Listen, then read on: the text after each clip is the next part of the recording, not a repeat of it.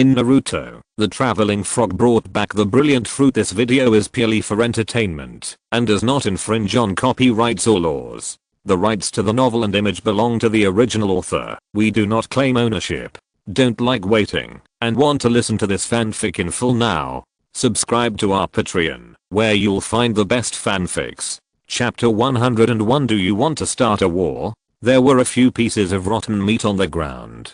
They dug a pit skillfully and buried the rotten meat in it. Then they pressed the herbs they found around on their wounds. After sitting on it, they immediately felt the cool air. Although they had suffered a lot of injuries, it did not mean that they did not know the pain. This kind of pain touched their nerves and made them endure it. They could not help but twitch their eyes unconsciously. Seeing Deru, they must not disappoint their hopes. However, if they want to break through the border of the Iron Country, they need to break through at least 2 more layers of defense. This is something they don't know.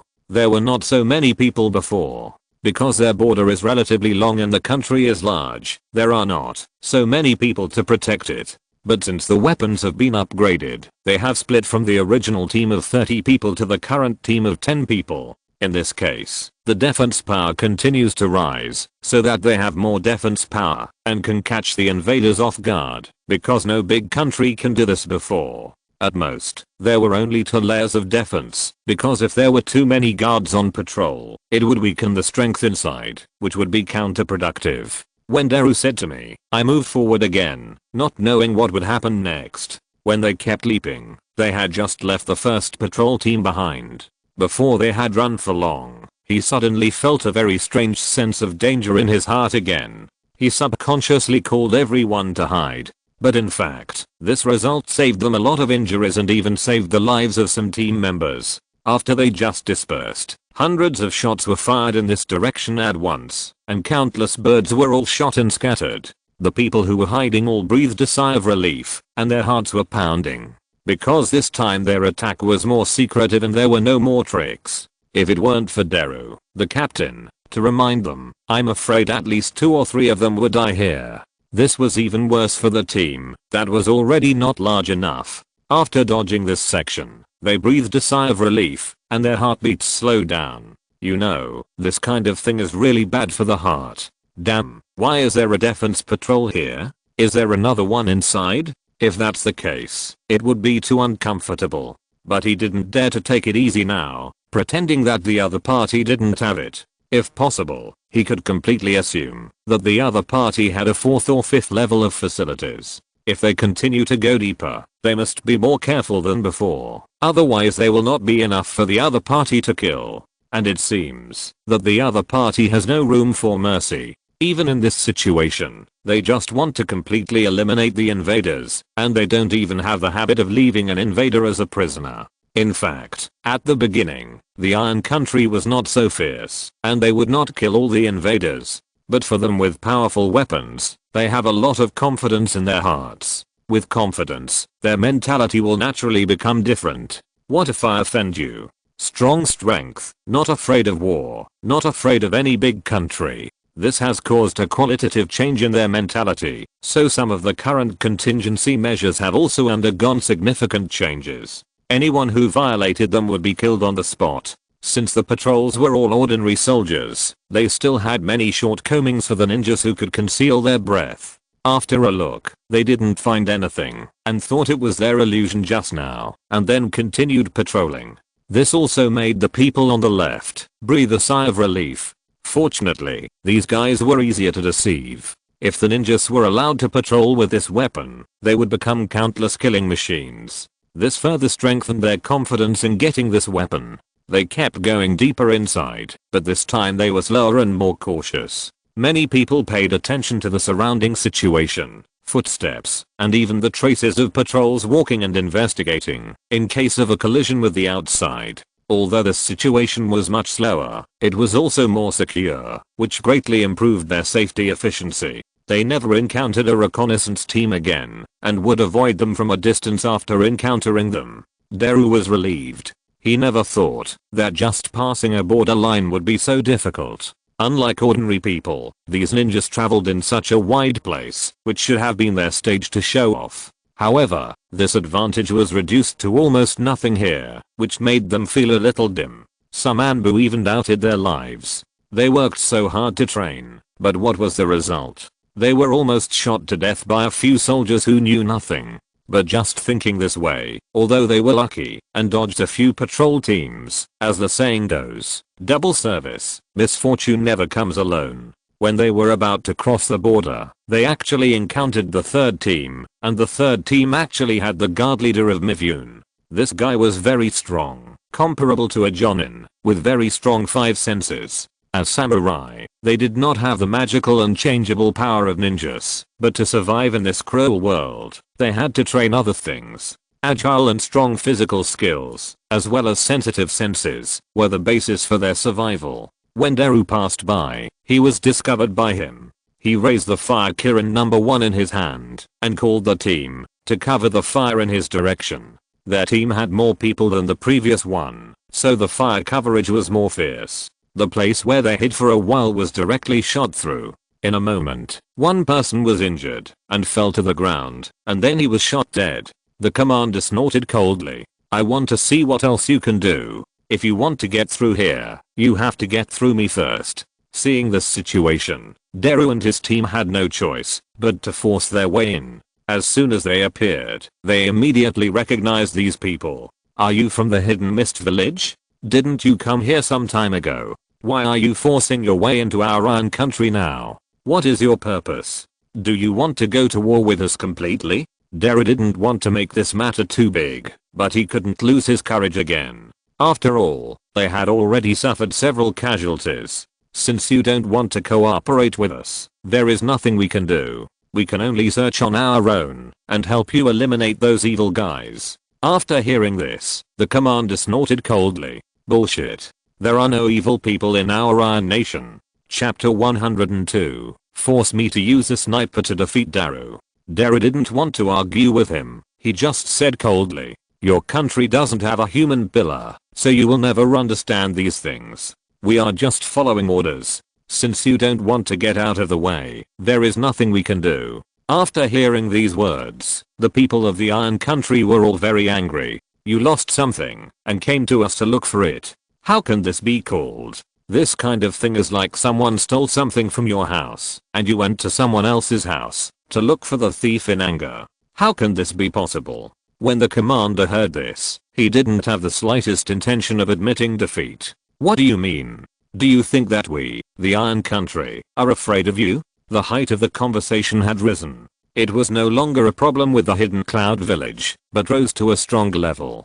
And Daru didn't want to get too entangled with him about this matter. Get out of the way. I don't want to hurt you, but if you want to force yourself to fight with us here, I'm sorry.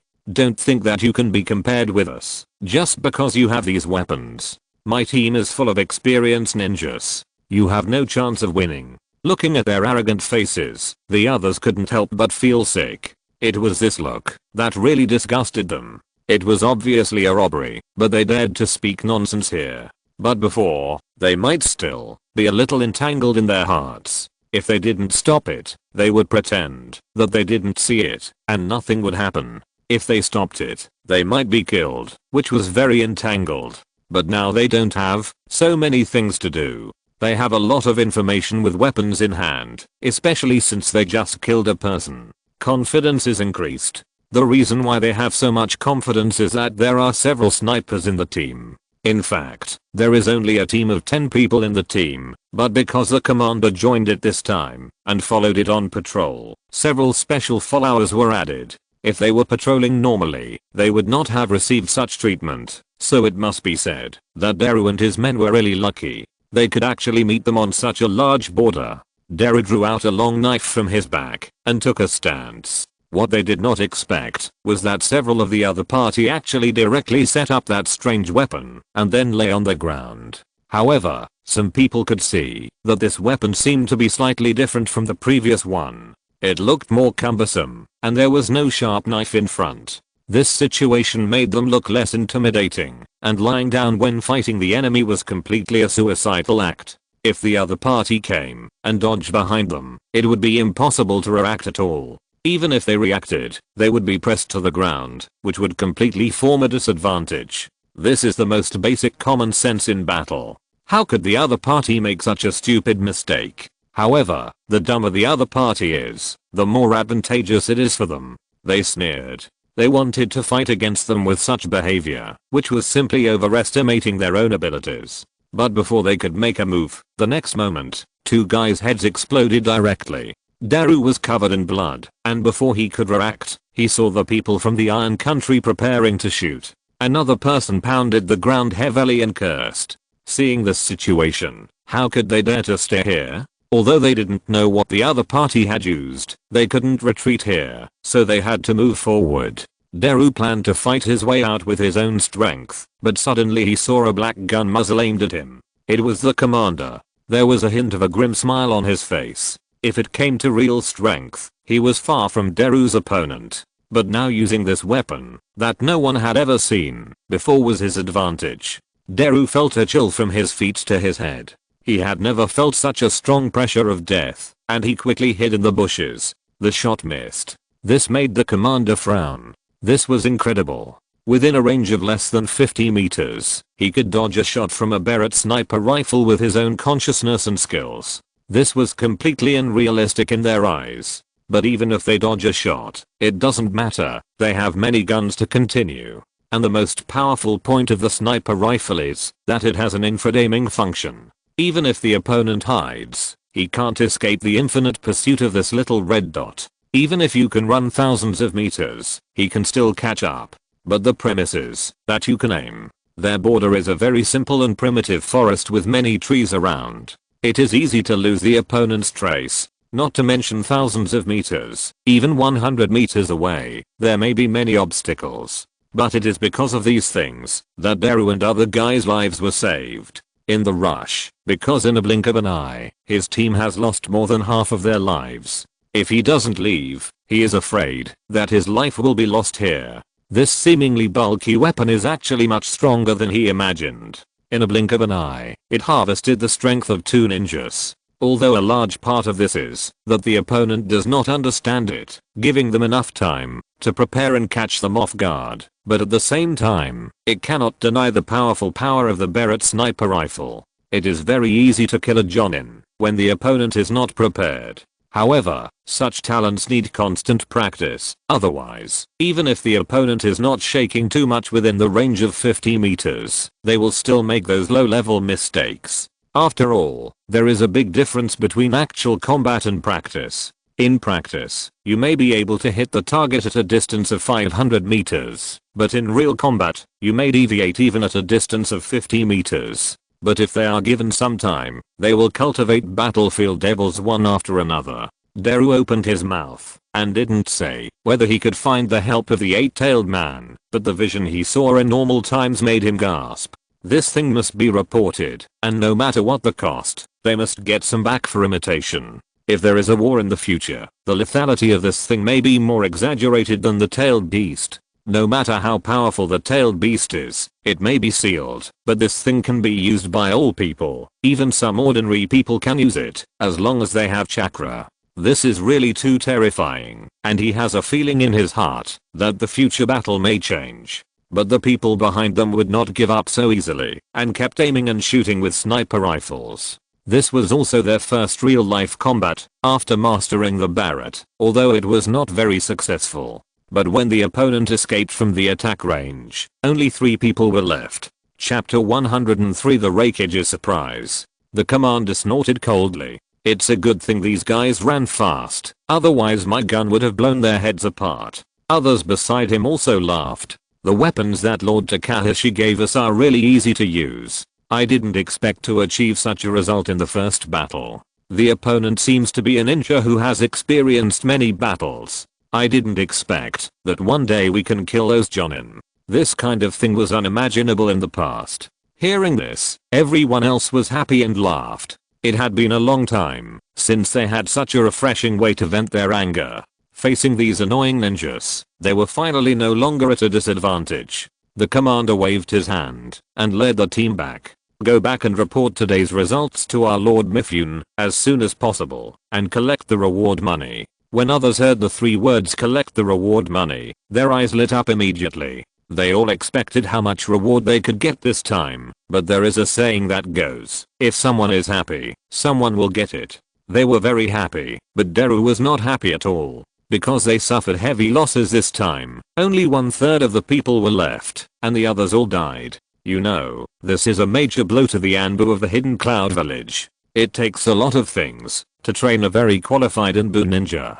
Time, resources, and so on. But so much was lost in just one day. He, as the captain, was absolutely to blame. He didn't know how to face the trusting Raikage. At a certain point in time, he even thought about committing suicide, but thought that if that happened, it would be even more painful, and it was not a man's thing. He wanted to go back alive, which was the punishment given to him by Raikage. And he also wanted to take revenge again, and he must not let the ninjas in his village die so confusedly. Although his side suffered heavy losses now, the mainland has forgotten that they are the invaders. The defenders are self-defense, but at this time his mind is full of revenge, and he can't think of anything else. When he returned to the Hidden Cloud Village and came to the Raikage's office, he thought they handled things very quickly. But the Raikage never thought that the first thing he would do after returning on Monday was to half kneel on the ground and said with tears in his eyes, "I'm sorry, Lord Raikage, I disappoint you. This time, we were blocked at the border on the way to the Iron Country and lost 2/3 of our people. Only I and 2 other Anbu members returned." After hearing this, before the Raikage could speak, Mabu beside him took a breath and scolded him very angrily. Are you too lazy to forget some details, or are you underestimating the enemy and causing this situation? Even the Raikage thought so, because this guy was usually a bit lazy, and it was inevitable that he would make some low-level mistakes on the battlefield, causing this situation. If it was really because of some low-level mistakes that caused the death of so many people in his team, needless to say, he must be given a very strict punishment. Even if the crime is not punishable by death, it will be unforgettable for him for life. However, what Deru said next shocked the 2 of them at the same time. It's not that, Lord Raikage. I didn't underestimate the enemy, and I didn't make those low-level mistakes. As your right-hand man, how could I make such a mistake at such a critical moment? It's just that on the border of the Iron Country, I encountered 3 law enforcement patrol teams. Each of them was equipped with very strange weapons that could emit very strong light. When this light hit us, it would burn us directly, and we couldn't even heal. We could only cut off the flesh. At that time, we were caught off guard and 2 team members were injured. When we reached the 3rd week of patrol, we could reach the border of the Iron Country by breaking through here, but here we encountered more powerful weapons. At the moment they attacked, we didn't even have time to react, and we were directly beaten down. Until the end, only I and 2 Anbu members came back together. If we hadn't run fast, we might all have been buried in the iron border. After hearing his report, the Raikage frowned. If it was someone else who said this, I'm afraid the Raikage would go up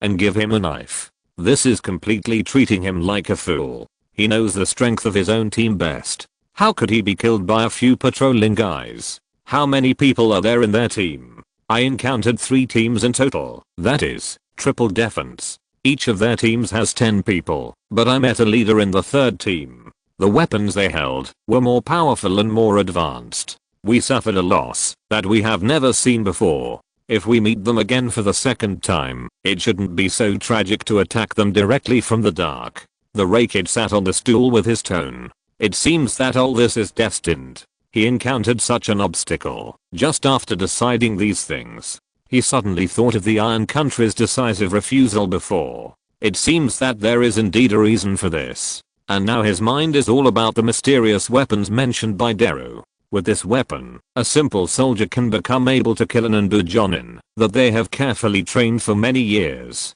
Is this really possible? I have never seen such a thing before. I have to say that imagination limits the Raikage. After receiving this news, he was also afraid that other countries also had such lethal weapons, so he quickly spread the news and let others be careful of this weapon. However, the news that came back 2 or 3 days after a year was very interesting. Except for the Iron Country, no country or region could have this strange weapon. In other words, this thing was exclusive to the Iron Country and was not leaked. For them, this kind of thing was generally a good thing. If other countries had this kind of thing and they didn't, they would probably be beaten. But if they didn't have it, then the Iron Country would be more dangerous. The Raikage's eyes suddenly became weak. Although he was a little irritable, he was not a fool. This potential threat weapon had already threatened their interests. Moreover, the Iron Country had a large number of people. If all of them were equipped with this mysterious weapon, it would be possible to go to war with several other villages. If I knew about this, I had to go out and form an alliance with other villages. Since the Iron Country didn't want to get involved in our affairs, I would force it to participate. Thinking of this, he showed a sneer on his face. Chapter 104, The Strangeness of the Hidden Mist Village. The Raikage did not choose to contact other places, but sent people to the Hidden Rock Village. At this time, Gaara of the Hidden Sand Village was constantly familiarizing himself with the things in the village. Now there was no other way, and there were no other suitable candidates. Many people agreed to nominate him to be the Wind Shadow. Otherwise, the whole village would be leaderless, and what was waiting would be constant erosion. After he became the Wind Shadow, no matter what, at least he had the support of the tailed beast, which guaranteed his combat effectiveness. Moreover, he was precocious, since he was a child, and he understood and learned things very quickly. So basically no one objected to him becoming the Wind Shadow, and at this time someone suddenly brought up a report. Gaara took it and took a look, which made him a little stunned. What was written on it made him a little unexpected. It was actually stating that traces of the Hidden Mist Village ninja were found outside the village. This kind of thing should not happen, and they should not come here secretly. If there is anything, they can discuss it together. Coming here secretly is tantamount to invading and spying. This kind of thing is not big or small. If it is not handled properly, it is very likely to stir up conflicts and wars between the two villages. In addition, the village itself has a bad reputation. It has had the reputation of the Blood Mist Village before. Even until now, there are still many people who are doing this, because there are many crazy people in this village. To reproduce the glory of the past, it is a bit cowardly for the current Mizukage's diplomatic means. However, those crazy elements do not know that it is this relatively cowardly means that saved this crazy village. Otherwise, they might be united with others to destroy it. As for their appearance, Gaara does not intend to pursue it too much. The first point is that he has just taken office. If he is too radical, he might fall into the mouth. And there is not much evidence for the time being. If he is too stingy, it will make him, the Wind Shadow, too stingy. However, some adjustments must be made for this, otherwise, the outside world will think that they are weak and easy to bully in the hidden village. Send some Anbu people to strengthen external defense. If you see any unknown ninja or traces of the hidden village, attack immediately. However, if the other party escapes, there is no need to pursue them excessively. At the same time, conduct key patrols in the village to prevent people from the Hidden Mist Village from infiltrating. The people below disappeared quickly after hearing the order. Temari, who was standing by, was also a little unhappy when she heard these words. How could she allow others to sleep soundly under her bed? Gaara, aren't we being too conservative now? Since being rescued, Gaara's temperament has changed a lot. Not only has his personality become very stable, but he is also not as irritable as before. Otherwise, Temari would not dare to talk to Gaara like this. Gaara thought about it and gave up. Their village had been attacked before. If this kind of friction happened next, everyone would be a soldier. It would be too tense. It would be better not to do it. But he planned to contact Muai first. He didn't believe that these guys from the Hidden Mist Village were just targeting them. If we can find Muai to work with, then we can look after each other and defend against their unclear behavior. But in general, Gaara doesn't believe that the Hidden Mist Village can stir up such a big storm. And this is not Gaara's confidence, but the common view of the other major villages. If the Blood Mist incident happens again in this village, that once had a bad reputation, it will be boycotted by all the villages. They will cry. Then Kanjiro was called. This time, I have to trouble you to go to Konoha and tell them about our things to see if they have encountered them. Then it's better to discuss how to solve it. If there is really no way, I plan to go there myself. Kanjuro replied. No problem, I guarantee to complete the task. As the Kazakage, you can stay in the village. These small things can be completed by us. Gaara also nodded. After seeing Kanjuro go out, Gaara suddenly asked in confusion. Was I very harsh on you in the past? Temari's face changed, her eyes were somewhat relieved, and then she shook her head vigorously. You have always been our most important family. Kanjuro led 2 Jonins from the Sand village to set off. Because this was a mission assigned by Gaara himself, they were all very sad, and rushing to Konoha village was a breeze. After all, they had been there several times. Kanjuro was not idle along the way, but what surprised him was that he actually found some traces of the Kirigakure village on the road. This made him a little worried about what was about to happen, because these things made him a little unclear about the situation. Since this matter was a bit sudden, and they rushed there without any reminders, Konoha's attitude was also a bit ambiguous. However, he did not refuse it. When Takashi saw Kanjuro coming, he looked at him in confusion. Is it possible that something happened to Gaara again? Kanjuro didn't know whether to cry or laugh in the face of Takashi's concern. Our Kazakage has no problem for the time being, but there are some things I want to discuss with you in Konoha village, and I also want to ask if you have encountered these things. Then Kanjuro invited Takashi to go together, but he quickly refused. If he knew too much about this kind of urgent coming from the other village, some people with ulterior motives would find it wrong. Yes, he was talking about Danzo. After saying goodbye, Kanjuro went to see the 3rd Hokage alone. And the sight had been reported by someone, and the 3rd Hokage asked in a deep voice after meeting him. I can roughly guess why you came. Is it that your Kazakage is a little unsure about the recent actions of the Hidden Mist village, and wants to ask our opinions, right? Kanjuro was stunned. He didn't expect that the 3rd Hokage was really cunning. He hadn't even said his purpose, but it was already guessed. But then he had to react immediately. Since the 3rd Hokage could guess what his purpose was, then Konoha village must have been treated in this way. Then he asked, then how did you solve it? The 3rd Hokage snorted coldly. No matter who dares to invade our borders, we will never let them go. Although the 3rd Hokage is relatively kind, he will not retreat even a step when it comes to these principles. He has lived for so many years. Of course he knows these principles. He is not a young boy like Gaara, so he will not choose to be weak in such matters. If you are like him, he will bully you. This is a tacit understanding between ninjas. Although it is a bit sad, it is a bloody fact.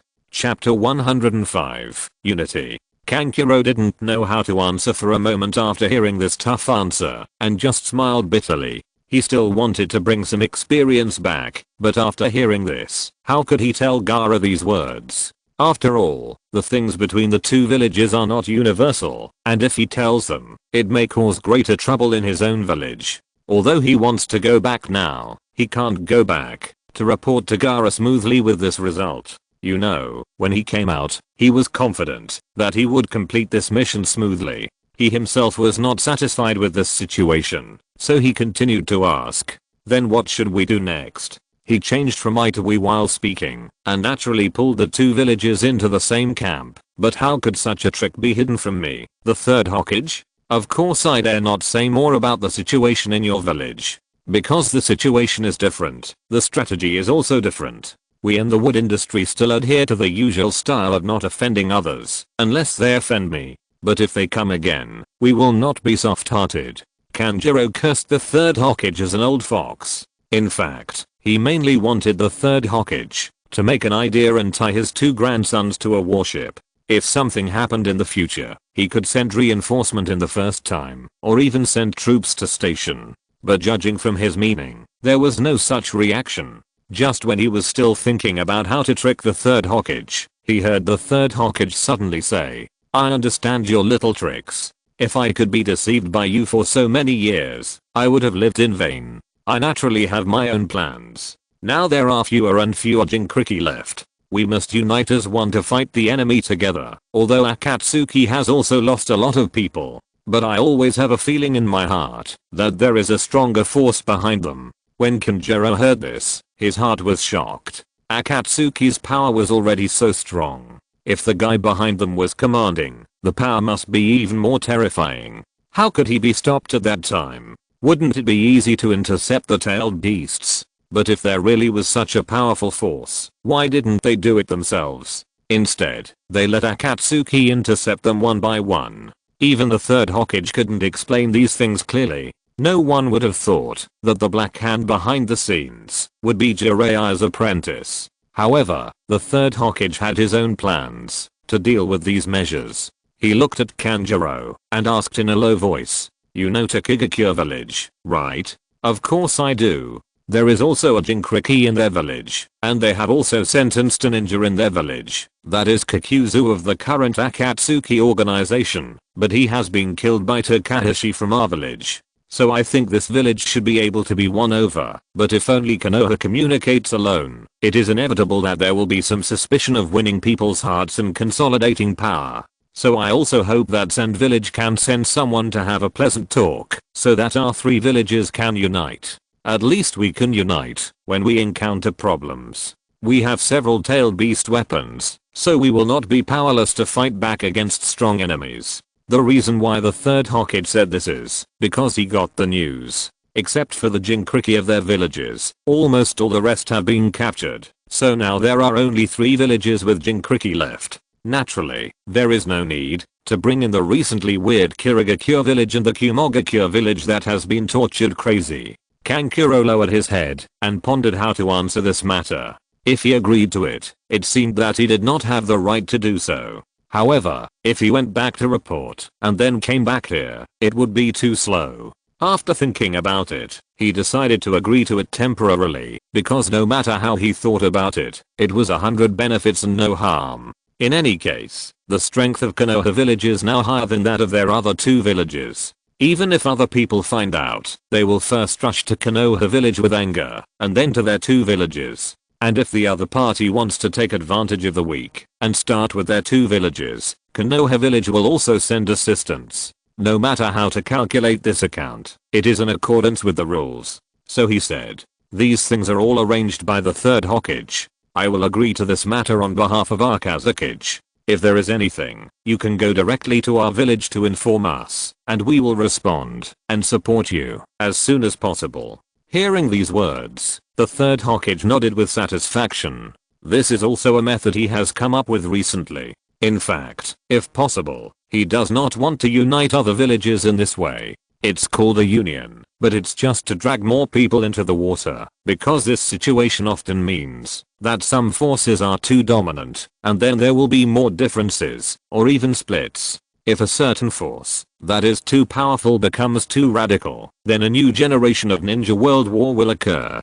However, facing the provocation of others, we have to guard against it. No one knows the attitude of the Hidden Rock village now, and the Iron Country is now in a completely neutral position. The Hidden Mist village has been acting quite strangely recently, and the Hidden Cloud village has now completely gone berserk and turned into a half madman. In this environment, if they don't win over some allies, stabilize their position, and make them dare not invade, I'm afraid there will be many troubles. If the 3 villages unite together, at least if the other party does not have more than 2 forces to unite, they will not dare to invade them. Because once they jointly exert pressure, that kind of pressure is not something that the forces of one of the villages can bear. Then he thought about who should be sent to participate in these tasks. After all, this matter is not big, but not small either. At least there must be someone with a relatively old qualification who can calm the situation, and at least there must be a few guys with good strength.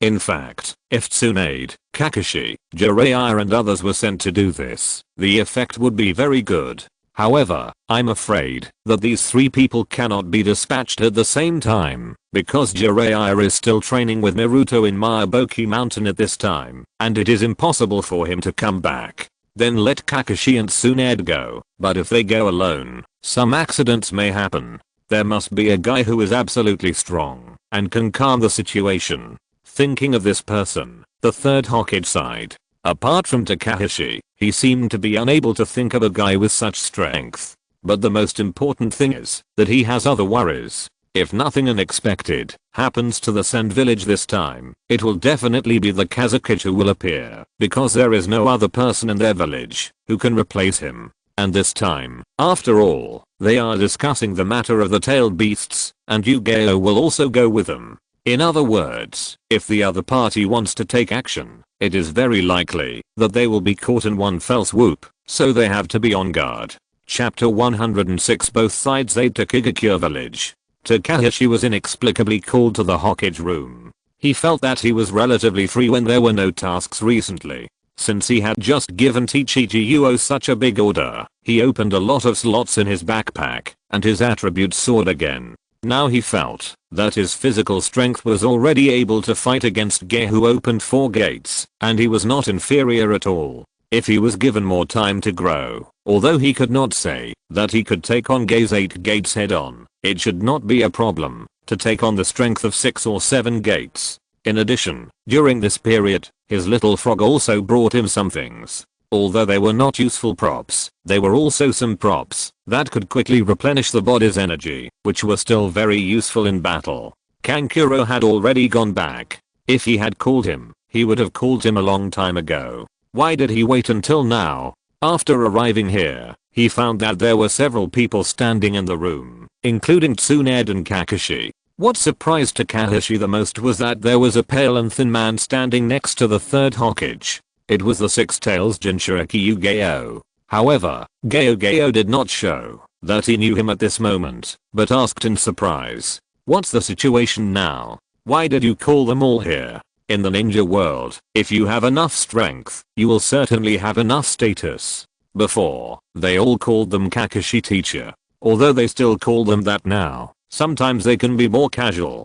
The third Hokage then told Takashi in detail about the agreement he had reached with the Sand village. Then, looking at Takashi's surprised eyes, he did not expect the third Hokage to think of this level. It was really amazing. And it must be said that this strategy is indeed very cunning. If the other party dares to act on their own, there will definitely be no good results. And at least they need to contact other villages. And the current situation of the Managakure village is probably impossible to contact the Cloud village and the Rock village, so his move is basically unsolvable. However, not everyone wants to see this situation, such as Danzo. This situation has further consolidated the third Hokage's own position, and his dream of Hokage is getting farther and farther away. After talking about the candidates to be sent, Takashi felt that it was unnecessary and must let himself go. However, the ambiguity in the eyes of the third Hokage betrayed his thoughts.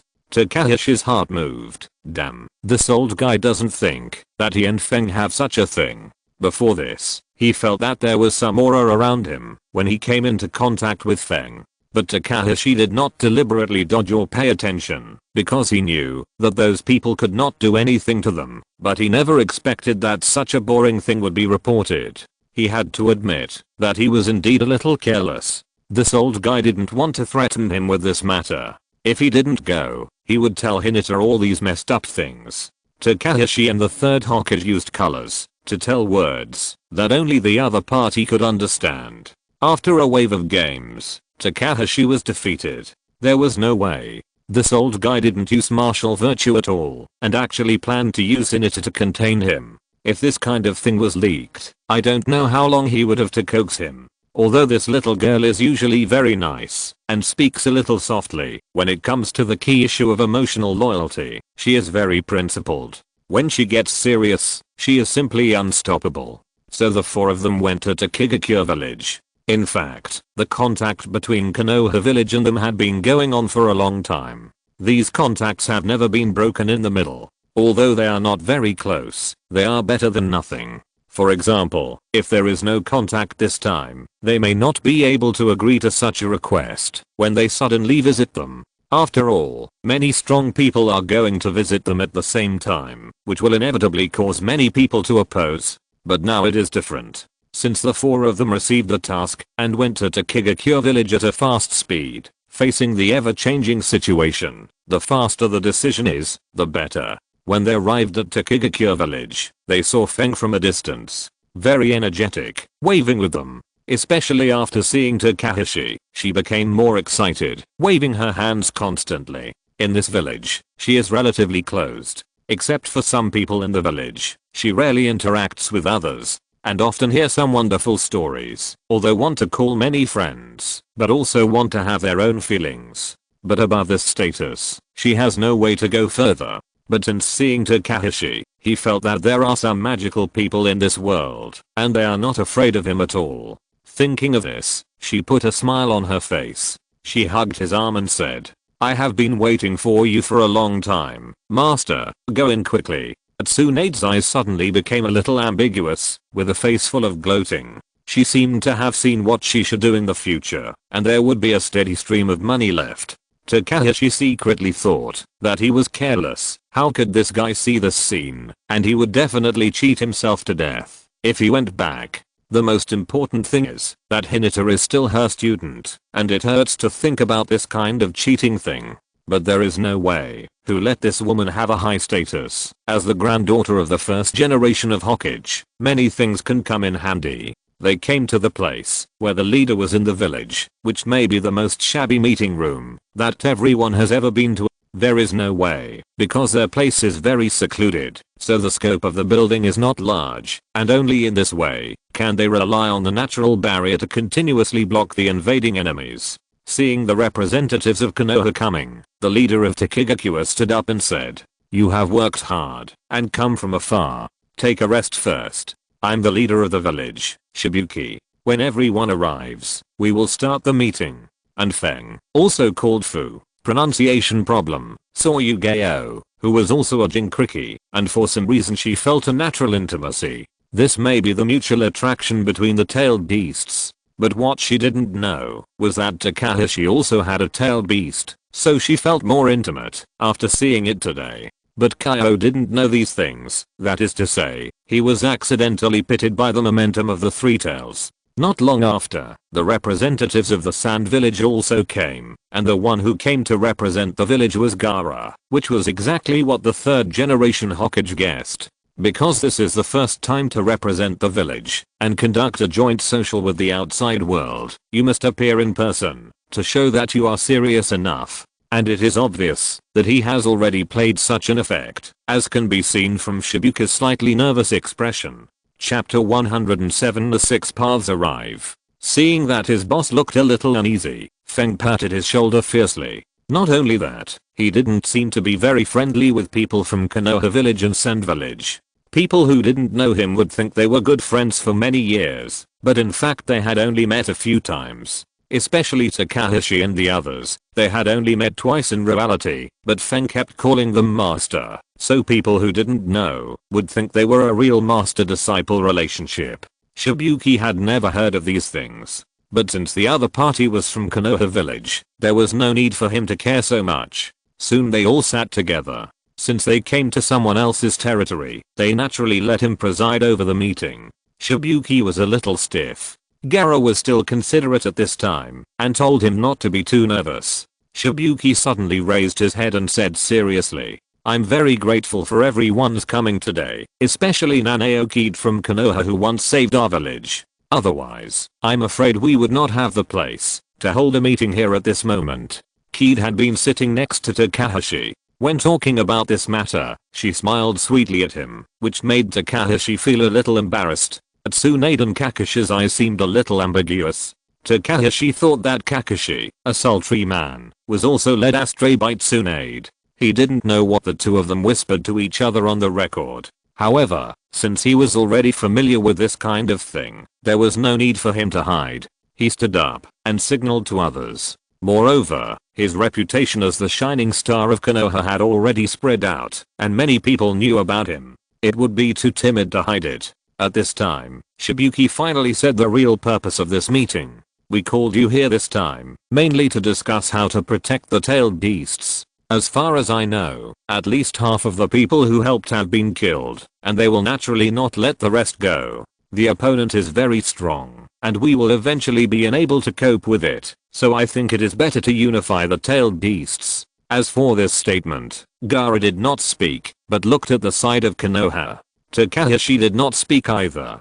He had his own opinion on this matter. His opinion was that this was a very stupid conclusion. If all the tails were gathered together, it would be great, and the opponent would be happy. They could be caught in one net. However, the reason why Shibuki said this was mainly because he did not have a clear understanding of the Akatsuki organization, and he did not know that behind their organization, there was a more powerful organization called Pain. If he knew that they had a terrifying combat power that could destroy a village in an instant, he would probably not say such a thing here. However, other people had their own opinions on this conclusion, and no one rejected it in one breath like Takashi did. If they were to be protected in Jiangxi as he said, Gaara would definitely not be among them, because he was a kage after all, with a high status, and it was impossible for him to be well protected like others, and he had to sit on the front line. Kakashi and Tsunade felt that this was a good suggestion, and if they were here, other people would not know about this. Because this was a secret meeting known only to the top leaders of a few villages, even if they could infiltrate other countries and villages, they would not know about this. At the same time, it could give other people more time to practice, especially since they knew that Naruto went to Miyaboki Mountain to practice. After practicing in that place, his strength would definitely increase significantly after he returned. In addition, the tailed beasts would not be afraid of those people from Akatsuki at that time. The most important thing was that they wanted to throw out Yu-Gi-Oh!, the time bomb. With his existence, the Misaki village would definitely keep fighting with them, and there might be some friction between the two villages. If they pushed the responsibility away and found a reason to tell it, even if the Kirigakure village did not believe it, they would have no evidence. At that time, at least it would reduce a lot of trouble for the village. Thinking of this, Tsunade and Kakashi thought this was a good idea and nodded in agreement. The Kazekage was not surprised by this kind of thing.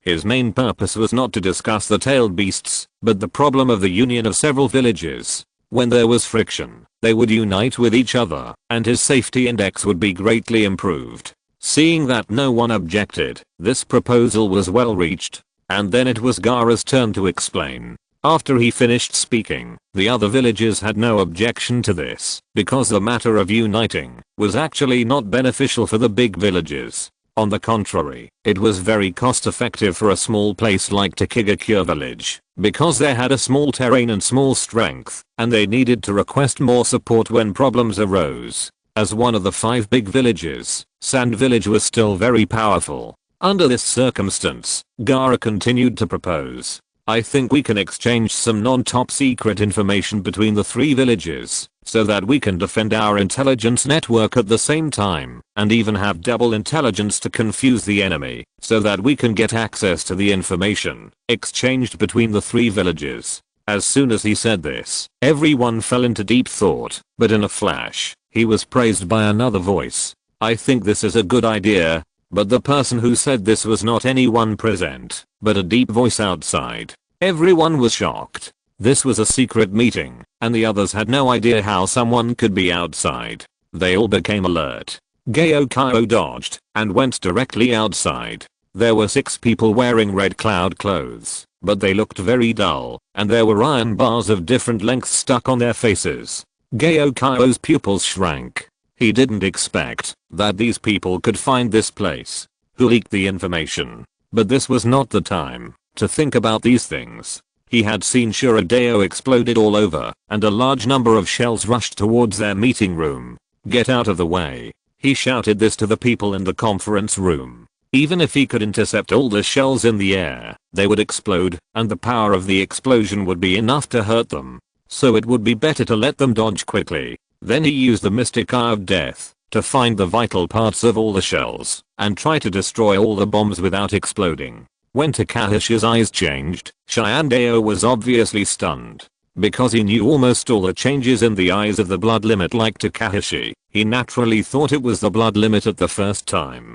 But he had never seen it before. What kind of eyes are these? Chapter 108, First Battle Victory. Although he didn't understand, Takashi had no obligation to explain it to him. He disappeared in a flash, holding the Sharingan sword in his hand, and flashing back and forth between the shells. Just as Shiandeo showed a strange look on his face, a smile soon froze on his cheeks. Because he found that the shells had no intention of exploding at all, and they were all cut into 2 sections. How could such a thing happen? He knew too much about the power of his own weapons. He suddenly thought that these might be the result of Takashi's eyes. But at this time, he couldn't judge what kind of power Takashi had because of this little thing. But Gyokushio was not thinking about these things now. He was relieved after seeing the other party's attack, because the attack he couldn't handle the most now was a super large Shinra Tensei. If he used it, he really had no way to solve it now, but if he didn't use it, he still had the strength to fight. Seeing this situation, Shiandeo immediately realized that Takashi was a very difficult and troublesome person, and he must not let him disturb his own business. Moreover, he had heard many people say that Konoha's flash was powerful, which destroyed a lot of his own things and even killed many of his proud subordinates. He couldn't let this guy continue to be so rampant. Then he opened his palm towards Takashi and a strong suction force came. Shianayan. Takashi's whole body flew towards him uncontrollably. How to describe this feeling? It was very magical. It was like he was a huge magnet and the other party was a magnet. He flew towards him unconsciously, and a thin and long iron rod appeared in Shiandeo's hand, trying to pierce the efficient body completely. At this time, Kakashi and others had also come out of the house, and they were very anxious when they saw this situation. This kind of ninjutsu was also the first time he had seen it, but after seeing the other party's eyes, Kakashi immediately took a breath of cold air. Samsurai, this is an eye that only appears in legends. According to legend, only the Six Paths Sage has it. And these guys in front of him, each of them has Samsurai, and the clothes they wear are all red cloud clothes. Not only him, but even Gaara's face left a trace of cold sweat. What is going on with this extreme sense of oppression? Even though the other party was just standing there, he felt short of breath. How could Akatsuki have so many terrifying monsters? If they had such strength, why didn't they come out to capture him before? If so, they would definitely not be able to escape. However, these things are not to be considered now.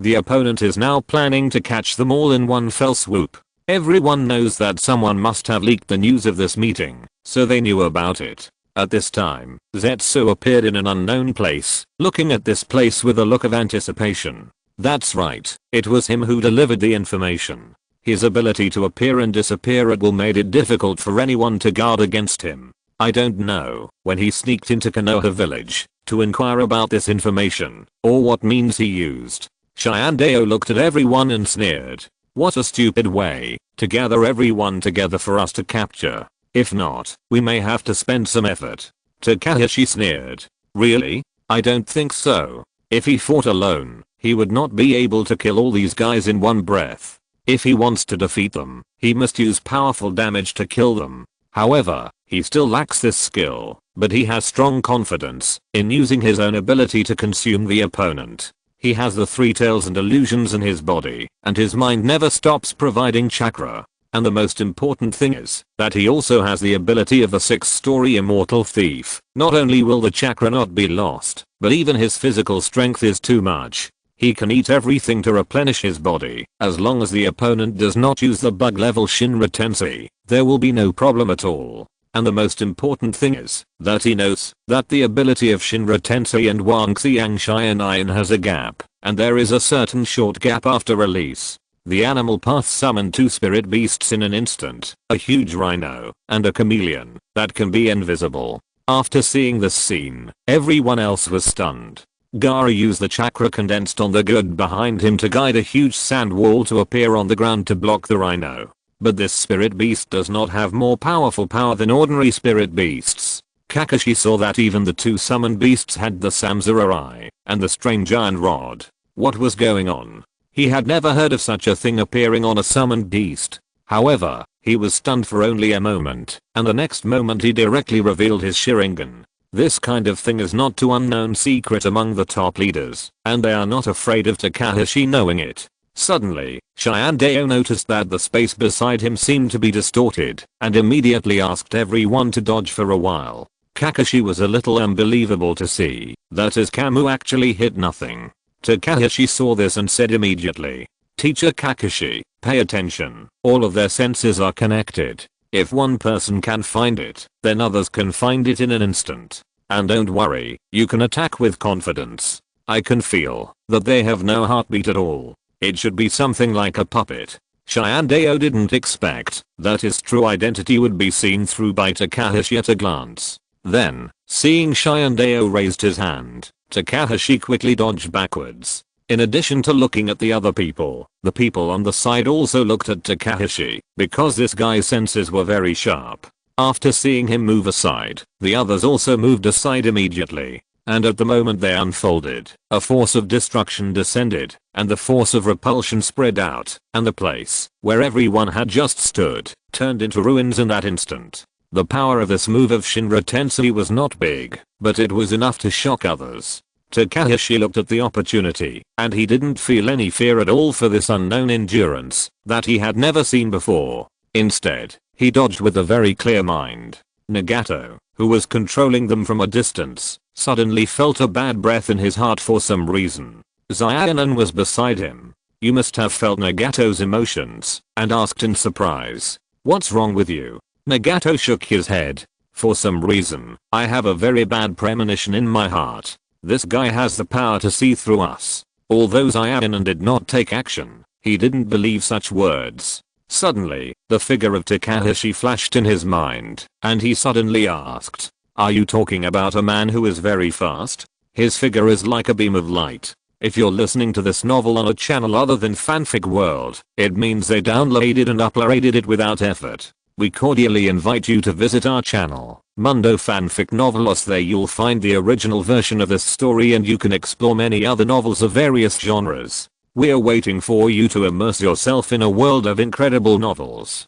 Chapter 109 Retreat. Nagato frowned. Yes, that's the guy. Then he concentrated on controlling his 6 paths to fight. Although he had some doubts, he still didn't believe that his 6 paths could be seen through so easily by the other party. However, his disbelief only lasted for a while before he gave up, because Takashi had been fighting with them for a long time, and he was completely stubborn. No matter what moves they used, it was useless. His whole body could be transformed into particles, whether it was the Tensei or other moves, and his chakra seemed endless. After fighting for a long time, everyone else was exhausted, but Takashi seemed to be on drugs, and didn't know what fatigue was. Even Tensei was a little puzzled, but now he had consumed part of his chakra, and couldn't use Super Shinra Tensei in a short time. Now he also regretted it a little. He thought that he didn't need to release such a large-scale power to fight this village.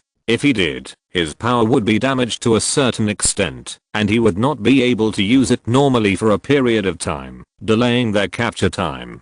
But now it seems that he did underestimate them. If he had used Super Shinra Tensei at the beginning, there might be 2 completely different results. But this is also good. Anyway, there is one more trump card, and he can catch them off guard. At worst, he can retreat first this time, but he does feel a little pity. Such a good opportunity can capture several tailed beasts at the same time. However, for the sake of safety, he still plans to retreat temporarily this time, and the ultimate goal is at most sacrificing his own life. Even if he fails, there will be stronger ones behind.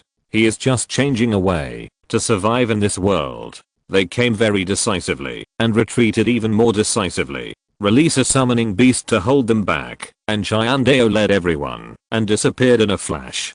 Takashi also breathed a sigh of relief. After all, they retreated this time. But he was not afraid, even if the fight continued. At worst, the 2 sides would just keep wasting time. If Takashi could waste a few days and nights, he might be able to wear them out. After all, the opponent was a sick ghost. After Shiandeo and others all retreated, Shimu's eyes changed significantly when he looked at Gyokyo. He had only heard that Konoha's flash was very powerful before, but after observing it closely, he had a deeper understanding. He didn't expect it to have such a terrifying power. Feng had been pestering him before, telling him about some things he had encountered, and even said that he had met Kakuzu, a member of the village. Originally, he didn't take it too seriously, and even thought that he was talking nonsense. After all, that Pan had been gone for many years. How could he still be alive in this world? But seeing her very serious look, it didn't seem to be a lie.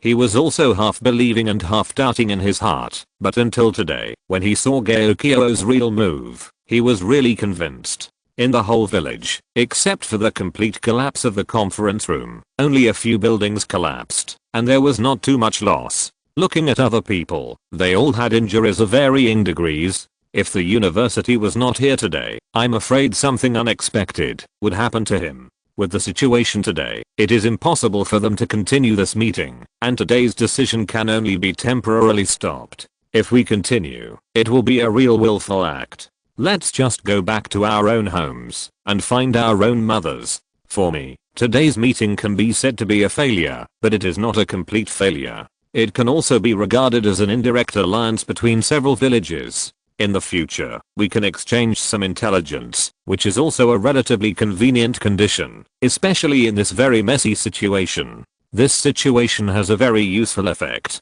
I have already had such a thing happen today. They did not plan to go back, but planned to rest here for a night and talk about it tomorrow. In the evening, of course, they came to entertain everyone. After dinner, everyone went back to rest without thinking too much. Feng sneaked into Gyokyo's room again at night. Gyokyo, who was practicing, heard that there was someone, subconsciously did not react too much, so that the other party would notice it. Then when he approached, a flash appeared behind him, and the sword of Sharingan in his hand was above her neck. This sudden hug gave Feng a big jump. At first, he just wanted to scare him, but he didn't expect to cause such a big reaction. Even the strong sword energy caused a slight wound on his neck. There were even tears in the two big eyes. Gyokyo was thinking about something, and didn't notice that it was her. He quickly put away his Sharingan sword and apologized. Unexpectedly, Feng wiped his tears and said that it was his responsibility. Gyokyo also knew that his behavior was too rude and quickly changed the subject. What do you want to see me for? Do I have to have something to see you for? This question choked Gyokyo, and he didn't know how to answer. Then Feng made a mischievous expression. I'm just kidding you. Actually, our village chief wanted to come to you and also wanted to thank you for protecting us today. He wanted to thank you in person. Gyokyo said that this kind of thing was actually unnecessary because he had done a lot of such things. If everyone had to thank him, he would not have time. He had already practiced. But just after he finished speaking, who would have thought that Shibuki would come in person? Gyokyo, I didn't expect this guy to come here in person. As the highest person in charge of a village, he had his own pride, but he had never seen someone as humble as him. When Feng saw Shibuki coming, her cheeks suddenly turned red, which made Takashi even more confused. What was going on? But before he could say anything, Shibuki interrupted him. I have something very important to tell you. Seeing his serious look, Takashi thought it was something very important, and his eyes became a little serious, and he asked, just tell me if you have anything. Since we have formed an alliance now, I will do my best if you have any difficulties. Then he said something that completely confused Takashi. Shibuki asked very seriously, do you like Feng from our village? Do you have any plans to marry into her family? What? After hearing this, he felt terrible. What was going on? If Tsunade knew about this, she would blackmail him for at least 100 million. Or if Hinata knew about it, she would probably knock him to the ground with the 8 diagrams 64 palms. Takashi said quickly, don't say that. Chapter 110, Mifune appears. I didn't say anything nonsense. I just asked you very seriously as a leader of the village and a brother-like figure. Feng's face turned red. However, Takashi was very confused at the moment. He had never experienced such a thing. But if you ask him to answer this question now, he will definitely refuse. Seeing that Takashi looked a little embarrassed, Shibuki said immediately, Sir Takashi, you don't have to feel embarrassed about this matter. We will not affect the cooperation between the two villages because of this matter. I just can't bear to see our Feng alone in sadness. I want to ask you what you think. Takashi looked at Feng on the side. Although he knew that this little girl had other intentions towards him before, he didn't expect it to be so direct. She also looked at Takashi with some expectation. If this kind of thing happened to Hinata, she would probably run away without a trace. After listening to this, Takashi could only sigh helplessly. I'm sorry, I have someone in my heart. I really can't agree. Then he added in his heart, at least not now. If he said he didn't have any tricks, he would be lying, but the guilt in his heart was lingering. At least he couldn't do such a thing now. After hearing this, Shibuki didn't feel too surprised. Because people with such strength as Gyokyo must be very picky, and it's not surprising for him to choose any kind of person. It's just a pity. If such a powerful person joins their village, even if he gives up his position, what can he do? As long as he can maintain the stability of the village, he can do anything. If Gyokyo knew his thoughts, he would definitely spit out blood. Looking at Feng's figure with a hint of loneliness, Gyokyo also shook his head helplessly, and then he was a little upset, so he didn't practice anymore, turned off the lights, covered himself with a quilt, and went to sleep. And the next day, since it was over, there was no need to stay here any longer. Everyone also has their own things. Especially Gaara, he is still quite busy as the Kazakage. After letting them leave, Kakashi, they were the last group, but when they were about to leave, Takashi suddenly said, "You guys go back first, I have something to do." Kakashi was a little confused, and just wanted to ask what it was, but Tsunade beside him gave him a great assist. "Don't ask about this, just go back." Kakashi thought Tsunade said this, maybe he knew something was wrong, so if it was nothing, he would go back. After they all left, Takashi gradually restrained the smile on his face.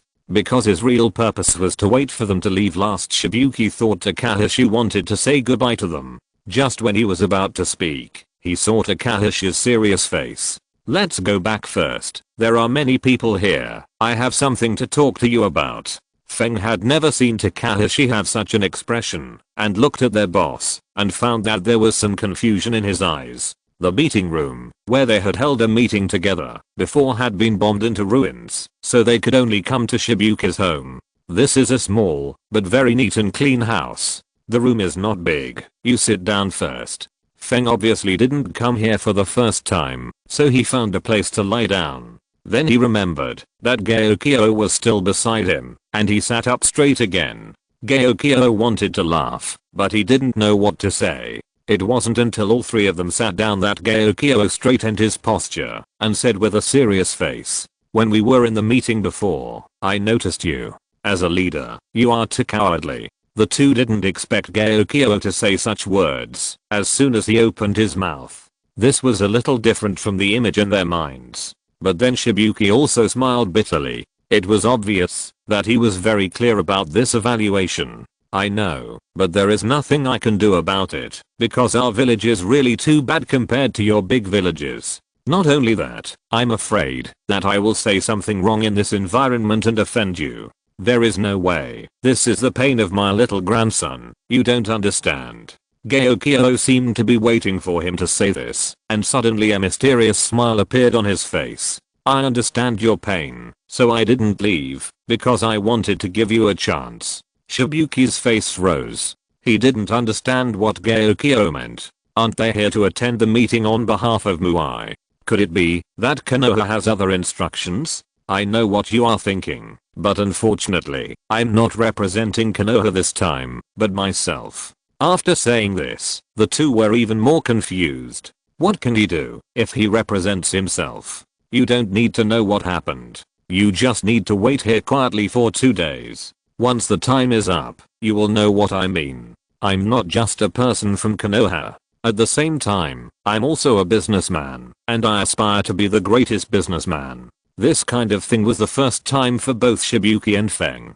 They only knew that Konoha's flash speed was extraordinary and his strength was superb, but it was the first time they heard that he was also a businessman. Since he was doing business, he should have some reputation, but why have I never heard of it before? Shibuki asked curiously. "Are you short of money? If you are short of money, our village can also support you, but in return, you have to help us complete some tasks. But with your skills, I feel that you should not be short of money, and most ninjas have very low demands for external things."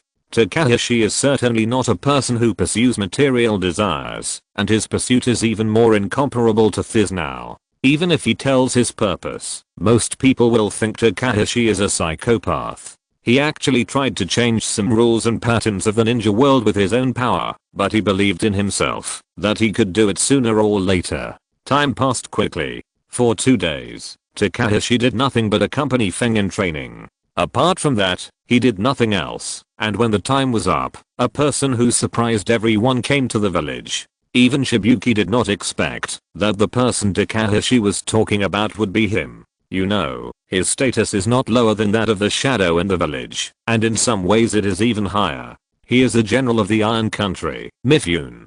Chapter 111 I'm just a businessman. Although Shibuki's village is relatively secluded, he has heard of the name of the Iron Country. In this arrogant ninja world, it is one of the few countries that can maintain its own beliefs. Not only that, but it can also govern its country in an orderly manner and even be independent of the world. And even so, the country is very strong, which makes them a little envious. Because they can only shrink in this small village due to the terrain and cannot expand. When they encounter many things, they can only be bullied. And after seeing such a big man, he was also nervous. Mifune only brought 2 guards with him, but even so, as a general, he also had a very strong sense of oppression. But this feeling also depends on who it is for. Takashi has seen too many people like this, so he is almost immune to this feeling. But other people don't think so. After seeing Takashi, Mifune actually took the initiative to say hello. Long time no see, Mr. Takashi. Shibuki was also surprised to see that Mifune, as a general, actually took the initiative to say hello to Takashi. But he was soon relieved. After all, it was normal for a strong man of his level to know someone as powerful as Mifune. Welcome, Mr. Mifune. You are too polite, Mr. Shibuki. Then let me talk about some business. Several people came to the meeting room that had been prepared temporarily. After all, they couldn't come to their own home in this situation. That would be too frivolous. As several people took their seats one after another, Mifune spoke directly. I heard that a mysterious organization attacked your village before. I do sympathize with this. Shibuki's face was a little embarrassed. After all, this kind of thing would not be a glorious thing for anyone. But then he heard Mifune continue to speak. Don't get me wrong, I don't mean to laugh at you. I'm here thanks to Lord Takashi this time. We have something important to discuss. In fact, it's not just your village. The structure of the ninja world is gradually changing. Even our Iron Country is gradually becoming a thorn in the eyes of others. Shibuki was also shocked when he heard this. After all, he had never heard of such a thing, and the Iron Country is even a big country. If they are all targeted, then places like him will be targeted soon. Although this is just a guess, it is a very reasonable guess. Since the other party can say such a thing, it is definitely not for no reason to scare them. Shibuki's face is serious, and he asked carefully. Then may I ask if you have any way to deal with it? After being asked back, Mifune was stunned and looked at Takashi with a surprised look. Lord Takashi, didn't you tell these things to the young leader? He shrugged. I wanted to say it, but unfortunately I never had the chance until now. In that case, you should say it to make people more convinced. After all, I made this thing. If I say it, it would be a bit self-praising. Then I'd rather obey than be respectful. Shibuki and Feng stared at each other, not understanding what the two were talking about. Then they saw Mifune patting his hands in front of the others who were sitting upright. The 2 light guards behind him came forward and put the weapons behind them in front of them. They took out the weapons they were carrying behind them. Shibuki had noticed it before, but he didn't pay much attention to it. Maybe he thought it was something special from the other party. Then Mifune smiled and said, this is a weapon developed by our Lord Takashi himself. We have tested it many times, and it has a very powerful power. You can try it out for yourself. Shibuki didn't quite understand what the two of them were talking about, but Takashi decided to show them here. Holding the fire Kirin number 1 behind him, he looked towards the newly built house. All the wood here was brand new, with very good toughness, and there was also sufficient moisture in the wood. But as an extremely fast hot melt light was blocked, the powerful energy made the two stunned, and a gust of wind passed by them. At that time, they found a large hole that had been scorched, and even had a trace of flames around it. What's going on? The samurai swords of the Iron Country can be said to be famous all over the world, but no one has ever heard of such a thing, especially after seeing this fast power. Even elite ninjas at close range may be directly sniped. Mifune was very satisfied with his appearance, and a hint of pride appeared on his face. Seeing him like this, Takahashi secretly said to you in his heart, "Didn't you see Leo's weapon like this when you saw it back then? And you laughed at me." But at this moment, Feng couldn't pay attention to these things, and all her emotions were placed on the mysterious weapon. And at this moment, she was also the first to react, and suddenly asked, "What did you say? You said this thing was made by Takahashi, is that true?" Mifune nodded vigorously. "Of course, it's true, otherwise I wouldn't be here." Feng looked at Takahashi, and her eyes were shining with countless little stars. In her eyes, Takahashi was really amazing. Not only was he powerful, but he could also invent these things. And this weapon was also very powerful, which made them a little jealous. Although this kind of thing may not be very useful against super strong people, if it can be mass produced, it will definitely have a significant effect. Mifune finally said the purpose of his visit at this time.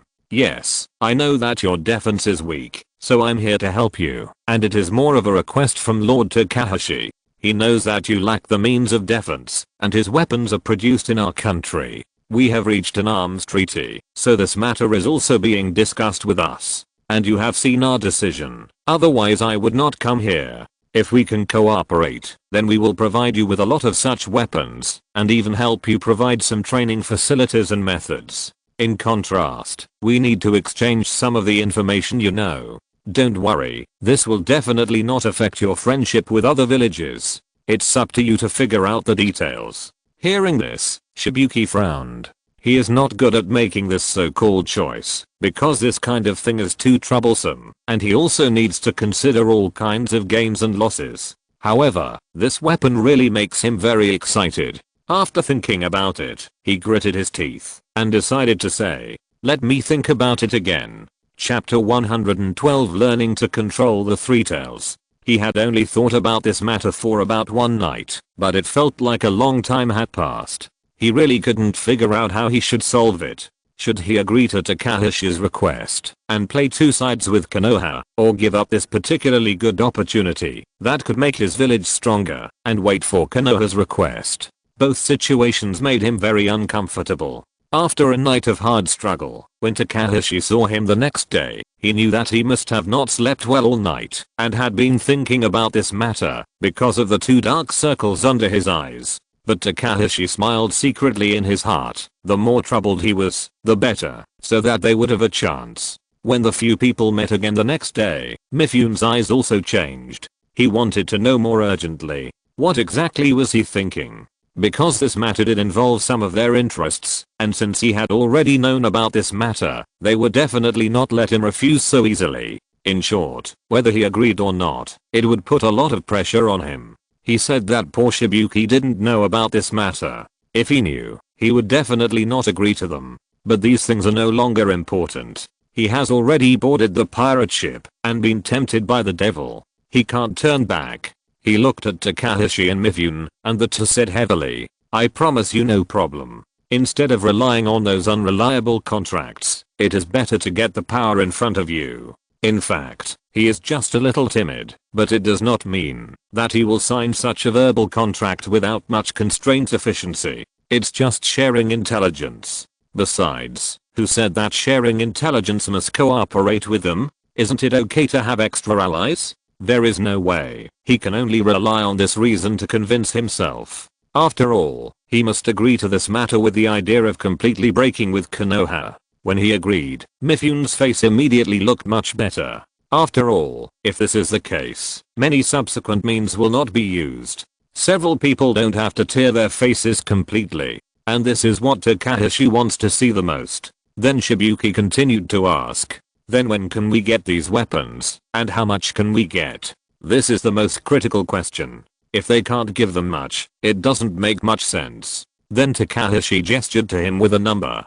2,000. I can give you 2,000 for this weapon. If you are familiar with it, I can even provide you with stronger weapons. When he heard that there were even stronger weapons, his eyes lit up, and the worries in his heart disappeared immediately. He just needed to keep others from finding out. He had no other abilities, but he was still confident about the things in his village. And even if it was information about marriage, people from other villages would not come to Takigakure village under normal circumstances. In this way, it would be much easier for them to hide these news. It just means that it will take some time for these things to be delivered to them. But this kind of thing has been done, so it doesn't matter if it takes a while longer. And Mifune knew that the matter had been successful, so he also planned to leave here. Originally, he thought he could travel with Takashi for a while, but he didn't expect that he had some things to stay here. It turned out that Takashi had told Feng before that he wanted to learn how to control the tailed beast, and he had been busy all this time, and he didn't have time for other things.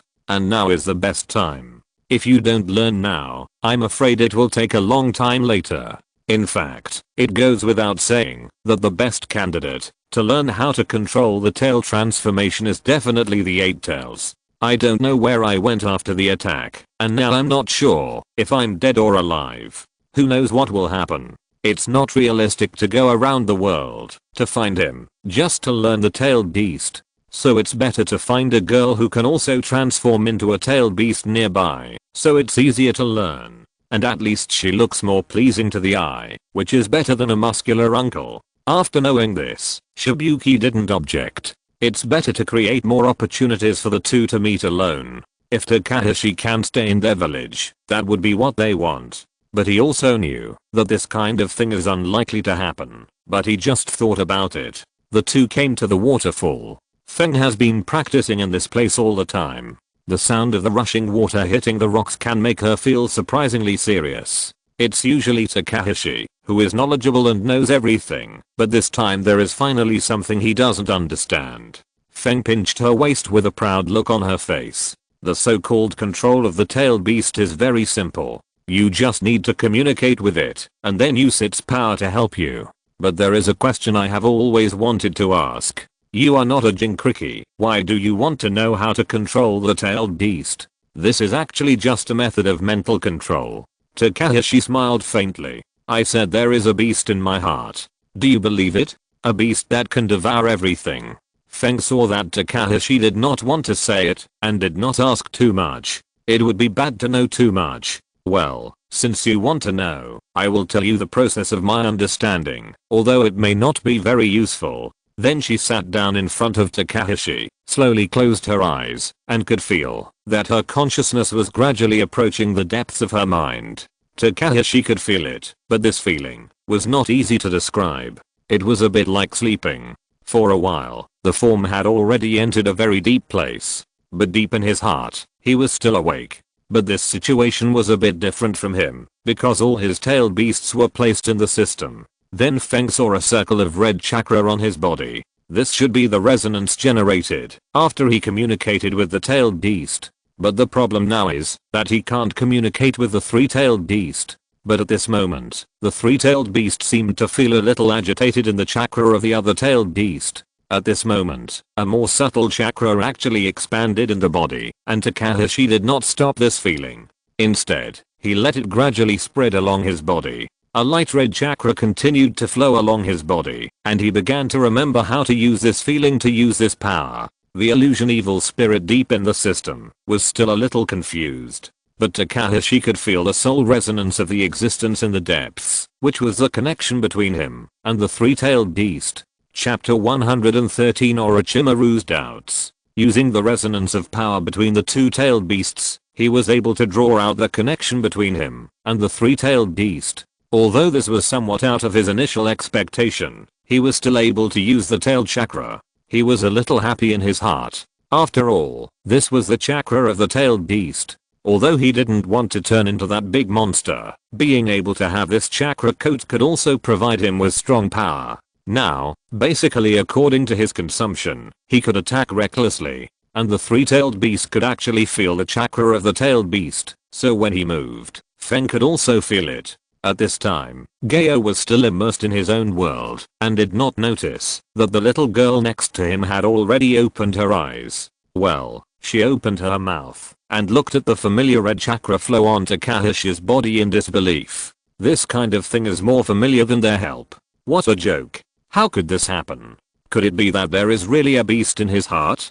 Being able to rely on. It is simply unrealistic to transform into the chakra of the tailed beast as you want in your heart. looking at the man in front of her. There are too many unsolved mysteries. Gradually pulling away from the two of them. At first she felt that as the tailed beast Jinkriki, she had a relatively detached position. Although the university was very powerful, it did not mean that the distance between the two could not be shortened. But until this moment, she suddenly felt that the distance between the two of them had been pulled away again. Takashi suddenly opened his eyes, and his pupils had become vertical pupils. How could the mystical eyes of death and chakra power be combined?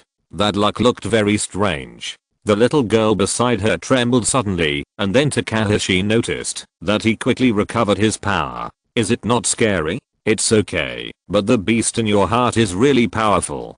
Takashi smiled indifferently when he heard it. The two returned to the village. This time he came to say goodbye to Shibuki. Now there is something that he must go back to the Iron Kingdom for. After all, he also has to go back to see if Orochimaru has been lazy recently. However, he can only think about this kind of thing occasionally. It's not too late for that mad scientist to study, so it's basically unrealistic to be lazy.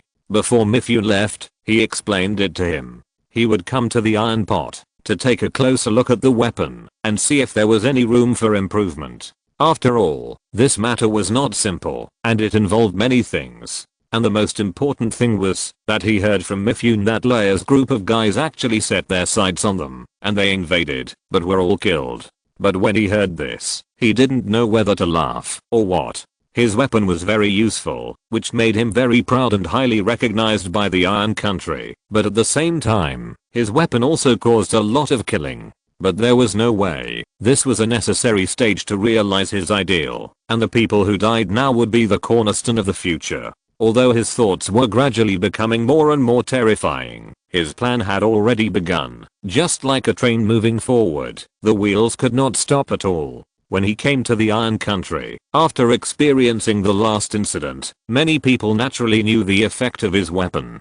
For a moment, many guards looked at Takashi with different eyes. You have to know that, although the strength was very strong before, it was just a test after all, and it had not been used in practice. This time, it has been used in practice, and found that the effect is indeed quite strong. Gyokyo could clearly feel that after arriving here, the soldiers around him gave him very friendly looks. In response, Gyokyo just nodded lightly. Capable people will be respected by others anywhere, and he even has a feeling that, if he stays here for a while, his reputation will even rise to a very scary level. Moreover, after he opened the Chamber of Commerce, he also provided a lot of jobs for the people here, which greatly improved the people's livelihood and economy here. Thinking of this, he couldn't help but get excited, seeing that his goal was getting closer and closer. He walked towards his Chamber of Commerce. After he came to it, he found that it had changed a lot, whether it was decoration or other things. Even the floor area has expanded by at least 3 times. Gyokyo knew that, if it weren't for the people above, to take care of this kind of thing, it would be difficult for their Chamber of Commerce within the borders of the non-Iron Country to have such room for expansion. In this environment, the suppression of businessmen is very serious, because they all developed some agricultural economy, so that they could guarantee the lowest situation in each village and territory. If a country's business is too developed, once other borders are completely cut off from you, it's like losing an arm, which is very uncomfortable. If the agricultural economy is very developed, this situation will not happen. At least you won't starve because of food problems. As long as the most basic survival problem is guaranteed, other problems will be very simple. For example, plundering will be fine. I asked someone at random, where is the vice president? Orochimaru is the vice president of this Chamber of Commerce, and this is also appointed by Takashi before. When the visitor saw that it was their president, he immediately became very respectful. The vice president is doing research in the laboratory downstairs. He is very busy every day. I guess he is still doing research at this time. Takashi nodded. As expected, Orochimaru is such a person who likes research. But this time Takashi brought him a very practical thing, that is, Fiden, who has been tied in space for a long time and has not recovered. I believe Orochimaru will be very happy to see this kind of immortal thing. Although it may not be immortal in the true sense, it is indeed a bit scary to be able to continue to move after cutting off the head. He went all the way down and found that the transformation below had become much larger, and it was also clean and neat, equipped with some very professional instruments. These instruments were also created by Orochimaru and Takashi before. When Orochimaru was researching, he heard the sound of footsteps and suddenly frowned. "Didn't I say, don't let anyone else disturb me when I'm researching?" When he turned around and saw it, he found that it was Takashi. His eyes lit up immediately, because he knew that Takashi would give him some surprises every time he came. It was Takashi who might bring him some big surprises. He looked at him with bright eyes, like a real snake, and Takashi did not disappoint him, and brought him his most thoughtful gift. Chapter 114 Anti-Reconnaissance System. When Orochimaru saw Hidden, he didn't know what to say for a while. Although he had some ideas about this person, who was once in his organization, he had never put them into practice. There was no way. After all, he was in an organization, and his strength was also very strong. He was not someone he could easily control. But now he could do experiments on him without any worries. A ghostly smile appeared on his face. When Hidden saw that it was Orochimaru, he couldn't help but take a deep breath. He didn't expect that this guy had reached a cooperation with Takashi. He wanted to pass this news on very much now, but there was no way. Now he was being exploited by others. It was very difficult for him to even survive here, let alone pass this news on. And even if he passed it on, what would happen? Hidden's face kept twitching. He knew what kind of pervert Orochimaru was. If he was just an evil god from above, then Orochimaru was an immortal who believed in science. He had reached a perverted and fanatical level in terms of longevity. He said a little softly, "Since we were in the same organization before, could you please not do anything too extreme to me?" Orochimaru licked his scarlet tongue. "I'm sorry, no, you may not know how much I want to use your body to conduct some experiments." Although Orochimaru was very eager to conduct some experiments, he also saw Takashi around him, so it was better to be careful about things that would make him feel uncomfortable. The god is playing now. He is very concerned about Takashi's thoughts. After all, this guy has something that made me feel miracles at that time. Then the two talked about what happened before. Orochimaru suddenly said, "Do you know that before? The Raikage was crazy and sent people to invade the Iron Country. The result is self-evident. The people of the Iron Country fought back and lost a lot of people. But after this incident, the entire Cloud Hidden village was silent. This situation is definitely not right. This is not the character of the Raikage at all." Takashi also nodded. Although that guy always appeared to be very violent on the surface, like a brainless man, everyone knew that a person who could reach that position could not be a brainless idiot. Under that violent appearance, it was just a means for him to hide himself. After talking about this incident, Takashi suddenly thought that, if they came again, wouldn't it be terrible? If they come again next time, they will definitely determine the location of the Chamber of Commerce and even make full preparations to attack the Chamber of Commerce. Don't ask why, because any normal person will think like this. Even if Takashi came to do this, he would even attack with the idea of completely destroying the Chamber of Commerce. After talking about this matter, the eyes of both of them changed. It was obvious that they could realize the seriousness of the problem. Takashi said something that made the players at that time feel a little puzzled. "We should make a set of anti-detection devices. If they come, we can take advantage of this time when they don't know to catch them off guard." However, this matter is easy to say, but it is difficult to do, because there is no precedent for anti-detection devices in the world now. Anyway, basically every ninja understands this kind of thing. But if a weapon without any intelligence is allowed to conduct anti-detection, it will be a very difficult situation to succeed. Even after hearing this sentence, Dasheng, who has always been very confident in himself, couldn't help but frowned. "I really think this thing is impossible to accomplish." But Takashi doesn't think so. With the advanced Iron Man armor, if he can't really get inspiration from him and complete an ordinary anti-detection device, that would be a waste of talent. The anti-detection device he intends to make does not require how sophisticated it is. It only needs to be carried out at the moment the enemy is detected. preventing counterattacks and being able to notify others to come as soon as possible. If it has these functions, it can barely be considered a qualified anti-detection system. But if it is just like this, if it is set out, most people will think it is a fantasy. Because this kind of anti-detection system needs to have an important situation. That is, it is convenient for the people and the enemy. It is very difficult to do this. Feniduan, who was on the side, heard them discussing these things, and was even more confused for a while.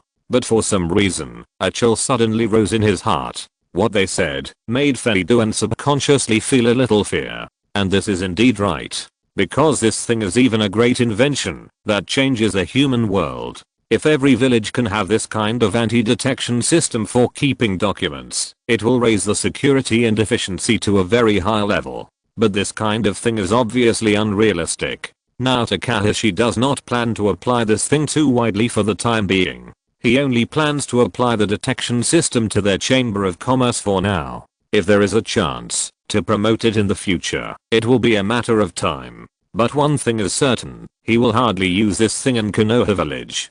Because this village has a very buggy existence of Naruto. In fact, in order to prevent his plan from being disrupted, Takashi once thought about whether to kill this guy in advance. But later he discovered a very important problem. That is, there seems to be something like luck in this world. That is, every time he wants to do something to Naruto or Sasuke, there will be some force majeure factors to prevent him from doing it. Well, so for such a long time, he has not found a suitable opportunity to get rid of the two. In other words, if his plan is to be implemented in the future, in addition to facing very perverted existences such as live broadcast classes or wedding banquets, there is a high probability that he will face Sasuke and Naruto in their prime. However, these things need to be forgotten for the time being. So far, he and Konoha village have the same interests. It's just that they can't find out about his achievements in the Iron Country. Otherwise, he will definitely be imprisoned as a traitor in the first place. You must know that having such a powerful invention is not contributed to the village, but to people in other countries. This is an absolutely unforgivable betrayal in the eyes of any leader. But Takashi now has some confidence that he will not be completely exposed. Even if the other party caught some clues, they could not completely define it. And this confidence was the space he was in. Even if they racked their brains, they could not imagine that Gyokyo would have such a perverted thing. Chapter 115 Meeting at the Hidden Rock Village. The production of the anti-detection system is still in full swing, but this thing is indeed not something that can be easily done overnight. Takashi plans to study this thing with Orochimaru in the Iron Country during this period. As for the matter of Konoha village, let's talk about it later. It is estimated that Tsunade will cover him after he returns. So he is not worried about these things happening. Instead, he discussed with Orochimaru again how to set it up. However, when they were discussing very intensely, something unexpected happened in other places. And this place is naturally not someone else, but the Raikage. After experiencing the last incident, he can be said to be a mortal awakening, or to be more precise, it should be a great enlightenment. He understood that there was a very powerful weapon in the iron pot, and it was actually unknown to them. This kind of thing is completely intolerable to them. The tailed beast weapon is already their greatest tolerance for this situation, and the appearance of weapons that can destroy other balances is absolutely unacceptable. So the Raikage directly thought of another way. Although this method is a bit despicable, it is very useful. He plans to find the hidden rock village that has been hidden deep in the depths to tell this secret. This village has always been like this iron pot. It rarely participates in their affairs. The main point is that Tsuchikage is very old, calm, and very passive, so he doesn't participate in their affairs. The reason why they didn't look for Muai is that their relationship with Konoha is really ordinary, and the Raikage also knows the existence of Danzo. For this kind of cruel and despicable old shady shadow, he really doesn't like it, and for the whole Konoha, he can also say something. Since the third generation Hokage's words don't count, he is too lazy to look for him, so those words are thankless in the end, and things can't be done. He can't stand such a scalp. If the relationship is not handled well in the end, there is a high possibility of a dispute. If that's the case, it's better not to go. After thinking about it, the projection with a stable personality is the most suitable for these things. A stable personality does not mean that he is cowardly, but he is more concerned about the overall situation. This kind of thing that can affect the overall situation can arouse their interest. So in terms of choosing the Cloud Village, the Raikage can be said to have done it very properly. As for the Raikage, who has always been in the middle of several major villages and has a fiery personality, the evaluation has never been very good because everyone feels that this guy is too irritable. Although he is very powerful, many people don't like him. Although Inoki met with the Raikage today, it was not what he had in mind. He didn't want to hurt the harmony between the two villages. He didn't know what he was looking for, but he learned about a very important thing through his subordinates. For Inoki's age, he has experienced several ninja wars and has seen all kinds of storms. He even fought with the former Uchiha class. Although it was not low, he was able to survive from Uchiha Madara. This matter is enough for him to brag about for a lifetime. Moreover, relying on many years of experience, he managed the entire village in an orderly manner, but his health has been getting worse year by year in recent years, which is true. Before, there was a very promising young man in their village, but unfortunately he no longer belongs to their village now, that is Deidara. After the meeting, the two were still polite. Inoki asked with some surprise, "I'm really surprised that you can come to me. The last time you came to me, I don't know how many years ago it was." The Raikage also sighed.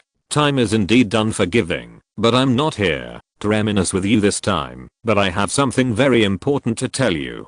My brother was captured, you know about this?" Inoki thought that the Raikage was here to ask for punishment, so he quickly explained the matter, but before he finished speaking, he saw the Raikage raised his hand and shook his head. "You don't have to explain to me like this. I'm not here to ask for punishment, but I found out something very important." Then he told Inoki about the fact that he sent people to sneak into the border of the Iron Country. After hearing about this, as the highest leader of a village, even he didn't like it very much, and there was a hint of caution in his eyes. Since the Raikage can send people to sneak into the Iron Country, does it mean that he can also send people to sneak into his own village? Having lost his brother, this guy became even crazier, but he didn't know that the key point of this matter was not here. When he heard the follow-up, his eyes gradually changed. Until he heard that only 2 people were left in the big team, Inoki couldn't believe it. His first thought was whether the Raikage wanted to deceive him.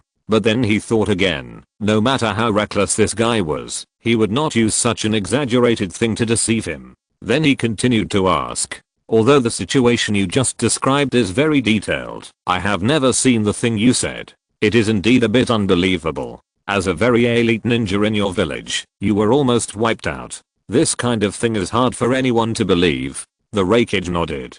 "Who said it wasn't? But the purpose of my coming here is to cooperate with you. The possession of such a weapon by the Iron Country is definitely beyond the scope of our villages. If they use this weapon to invade us in the future, no one will be able to stop it." Inoki thought about it. Even if this weapon was fired by an ordinary soldier, it could destroy the senior ninja. If that's the case, killing genin and chunin is no different from killing chickens and dogs. Inoki's eyes wavered a little, and the Raikage just caught this subtle emotion. He knew that this cautious guy would never give up because of these things. Then, taking advantage of this opportunity, he continued to fan the flames. "The 2 of us only need to send a pair of ninjas together. Although the hostages in our village may be exposed, your village has always been very low-key and the possibility of being discovered is very low. Sending them to the Iron Country to investigate will not cause too much fluctuation. And if we can find their weapons, we can even bring them out. If we can study them ourselves, it would be even better. Even if they don't have this idea, we have to be on guard. After all, once a person has power, he will become something that he could never imagine before." Inoki's eyes were erratic, and after a long time, he finally said a word slowly. "Okay. If you're listening to this novel on a channel other than Fanfic World, it means they downloaded and uploaded it without effort. We cordially invite you to visit our channel, Mundo Fanfic Novelos. There you'll find the original version of this story and you can explore many other novels of various genres. We're waiting for you to immerse yourself in a world of incredible novels. Chapter 116 Joint Stealing of Secrets. The people they sent out this time were not very famous ninjas like Urotsuchi and Huangtu, because these guys usually follow an Oki to show up in public, and everyone knows them. If they go out, they will be recognized at a glance. Well, so they can only send those who are not very famous, but not weak in strength. However, after these people were sent out, Anoki was a little hesitant and uneasy. After all, these people are also very powerful. If they die, because of this incident, their village will also be greatly damaged. But now it is better to find out the secret weapons in the Iron Country. If these weapons are hidden in it, if something happens in the future, the casualties will not be just these. They see these things very clearly. Takashi is still not clear about these things in the Iron Country, and he didn't expect that two major villages have already developed a very strong interest in them. The Raikage has reached an agreement with Anoki, and both sides will send 10 powerful ninjas to infiltrate. A total of 20 people will not only investigate it, but also search for its results. If too many people die in a village, there is nothing that can be done. The other village will give some compensation to the one with too many deaths. This sounds fair, but it is not actually like that. Because if this happens, there is almost only one consequence, that is, one village will be wiped out. It is very likely that they will rebel when they encounter danger. After all, the two villages are not a monolithic entity. This time they spent some time to give these people an identity. They are merchants traveling to the interior of the Iron Country. This way, they can also cause some unnecessary troubles and avoid being monitored by the guards of the Iron Country. If they are monitored too much by them, it will cause great trouble to their actions. The leaders of the two teams are the people of Anoki's side as the leader and the people of the Raikage side as one of the deputy leaders.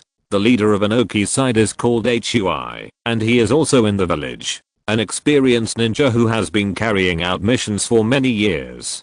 He has very rich experience in dealing with various dangers and lurking missions. But even so, the strange scene in front of him when he arrived in the Iron Country was somewhat different. Because he had been to the Iron Country before, when he was on a mission. At that time, the Iron Country was not like it is now. Everyone had a long sword hanging on their body, and they looked very ferocious. But now it is not like that. Each of them has that so-called strange weapon hanging on their body. Not only that, but their faces are also full of confidence, not as cautious as before. They seem to have very strong confidence in the weapons and strength in their hands. When he asked where he could get this kind of weapon, he was looked at by others with a very fearful look. This made Hui's heart sink. It's not good. His question must have been asked in a bad place, which aroused a little suspicion from the other party. He quickly changed the topic and asked, "I'm just curious, what exactly is this weapon of yours? Because we, as merchants, have traveled to many countries and have never seen such a strange looking weapon. And I have been to the Iron Country before, and I know that you use long swords. But now why have you all changed to this thing?" When you said this, everyone else's faces were full of pride. It can be seen that you haven't been to our Iron Country for a long time. We have changed our weapons for a while. The previous long swords were too backward. Thanks to the establishment of a very powerful chamber of commerce here, we have the opportunity to use such high quality weapons. But when he just said this, he was immediately stopped by someone beside him. And he seemed to have noticed that there was something wrong with his language. He said too much to a stranger, and the other party was not from his country. It is easy to cause problems if you say too much. The faces of the people in front of him and behind him changed. They thought that it should be the strong people in the country of Iron who made such a strange thing, but now it seems that it is not. At least it is not their official people who made such a powerful weapon. It feels that things are getting more and more interesting. When they entered the country of Iron, they found that things were not as simple as they thought. Because the weapon was owned by those who maintained law and order, and no one else had it. That is to say, this thing can only be given to those who guard it, and other people cannot own it privately. But this is not a big deal for their more than 20 elites. At worst, they can find a soldier to kill him secretly and take the things away. But they are more curious, who can make such a weapon? but until now, they still have a little doubt about the power of this weapon. This thing looks strange, and there is no detonating tag or other things. How can it kill the Jonin in an instant? It's just that there are people with rakeage around, so they are embarrassed to say more. Otherwise, wouldn't it be saying that they are useless? The Chamber of Commerce, where Takashi and his friends are, is actually very easy to find. It is in the center of the entire capital, and after several expansions, it now covers a very wide area. At a glance, it is already a very conspicuous building in the entire city. After clarifying the goal of this operation, several people looked at each other. Until now, they can't alert the snakes, otherwise they will be noticed in advance. First, find a place around to rest temporarily, and finally pretend to check the goods in various places. Choose some places to purchase goods, and pretend to bargain with others. After all, they were businessmen, so they had to act like businessmen. If they were here, even if they had more people, they were in the capital of another country. It was basically impossible to rush out, so they had to be more modest and cautious. They waited until night before they decided to go out. The lighting technology at night was not very good. In addition, the people here did not have much nightlife and went to bed early. There were almost no people on the street except for some patrolling soldiers. They planned to go to the so-called Chamber of Commerce overnight. Find the secret of making these weapons. If possible, they would take everything away and burn down the so-called Chamber of Commerce. They were even prepared to sacrifice some people while others escaped. Chapter 117. You are the experimental subjects. Leading the crowd to approach the Chamber of Commerce, they didn't know that Gyokyo had already set up a trap and was waiting for them to take the bait. They moved very fast, and almost in the blink of an eye they arrived at an open space outside the Chamber of Commerce. The open space was large enough. Around the Chamber of Commerce, their target was Gyokyo, and it was relatively safe here, because it was absolutely safe. Although he was not here, and didn't know what happened here, it would definitely cause a bloody storm tonight. Orochimaru was not in the Chamber of Commerce today, but returned to a relatively comfortable place with Gyokyo to continue discussing some subsequent progress. The person on night duty in the Chamber of Commerce was sitting on a chair.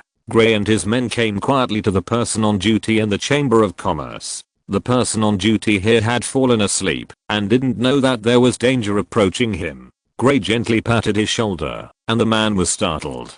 He didn't know that he would die this time. He was about to shout, but was killed by a knife. Gray took the key from the man, and opened the keyhole. They walked into the Chamber of Commerce smoothly. The defense of this Chamber of Commerce is very tight, and there are many patrolling guards inside, but these guards are of no use to them. Gray led everyone through the long corridor to the top floor of the high tower. There was only one person left here.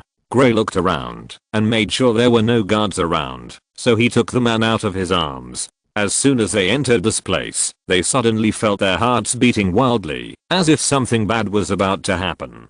There were countless pairs of eyes staring at them in the dark. Everyone, get ready for battle, Gray said in a calm voice. He had guessed some of the situation in his heart. All this must be the masterpiece of Orochimaru. Gray looked at this person. His face was very ugly at the moment. At this time, Gray needed to solve this problem. If he didn't solve this problem, then they would not be able to leave here alive tonight. Moreover, Gray had reason to believe that someone must be hiding nearby and monitoring their every move. This was just scaring themselves. In this place, they had no way out, so they had to fight. What is this? Suddenly, Hui noticed that there was an inconspicuous mechanism on the ground. If it were an ordinary person, he would definitely not notice it, but he could barely see it in the dark. There was a sneer on the corner of his mouth.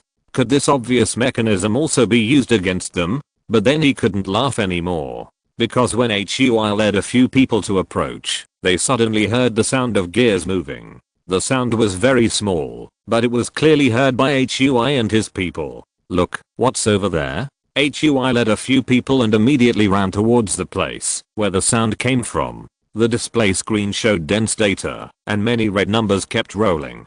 Hui led a few people to see this situation and was shocked. What do these numbers mean? Hui led a few people, of course, and they also knew that they had encountered a big problem this time. We are entering the enemy's defense circle. Hui led a low voice. The sound spread very quickly and spread throughout the entire area in an instant. Not good. Let's go. Several people rushed out immediately. At this time, Hui led already knew what these numbers meant. That is, they were now in the enemy's encirclement. They must escape from here as soon as possible. Otherwise their lives will be in danger. This is the enemy's territory. We can't run around. Gray led a few people while running and shouting to the rest of the people behind him. Hearing what Gray led said, the rest of the people immediately quickened their pace and chased after him. But just when they wanted to go out, very heavy steel plates fell all over the entire chamber of commerce, and then all the places were sealed tightly, and there was no way out at all.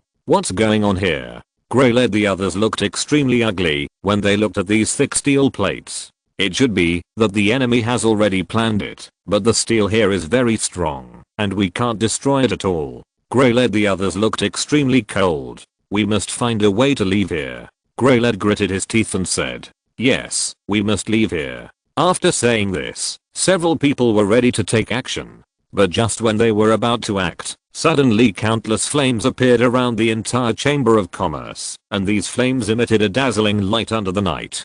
Countless fireworks suddenly flew in the sky. The color of these fireworks was red, and they were still floating in the air. This was the signal to call other people here, indicating that someone had broken into the chamber of commerce. This place was within the Iron Country, and irrelevant people were absolutely not allowed to break in at will. It was just that the people inside didn't know about these situations yet, and they were still constantly looking for the key clues to make these weapons. But these things were not so easy to find.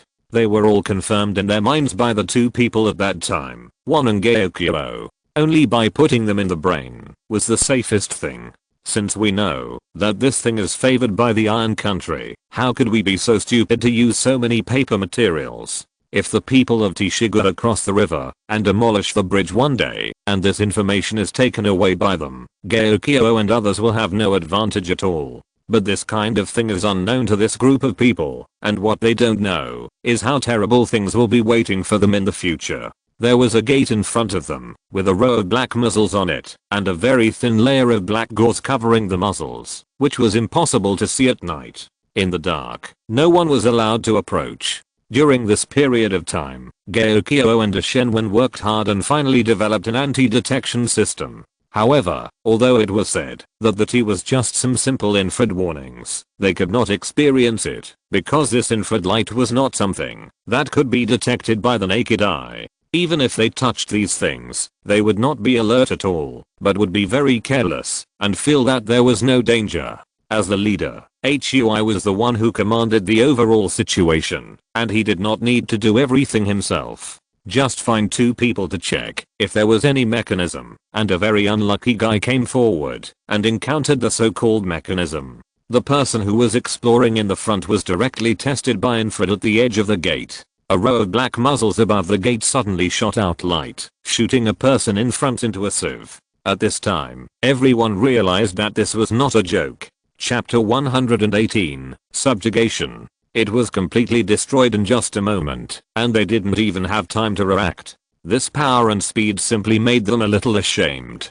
Could it be that this was the weapon they had always feared? With such power, no wonder the two major villages had to use such despicable means to obtain information and sources of these weapons. Even if they had to, it was acceptable to destroy the entire chamber of commerce, even at the cost of these powerful jonin. The powerful firepower of Kirin number 1 above shocked these so-called ninjas. Gray and his men were all shocked in place. It seemed that this chamber of commerce was not a good place, but a hell that demanded their lives.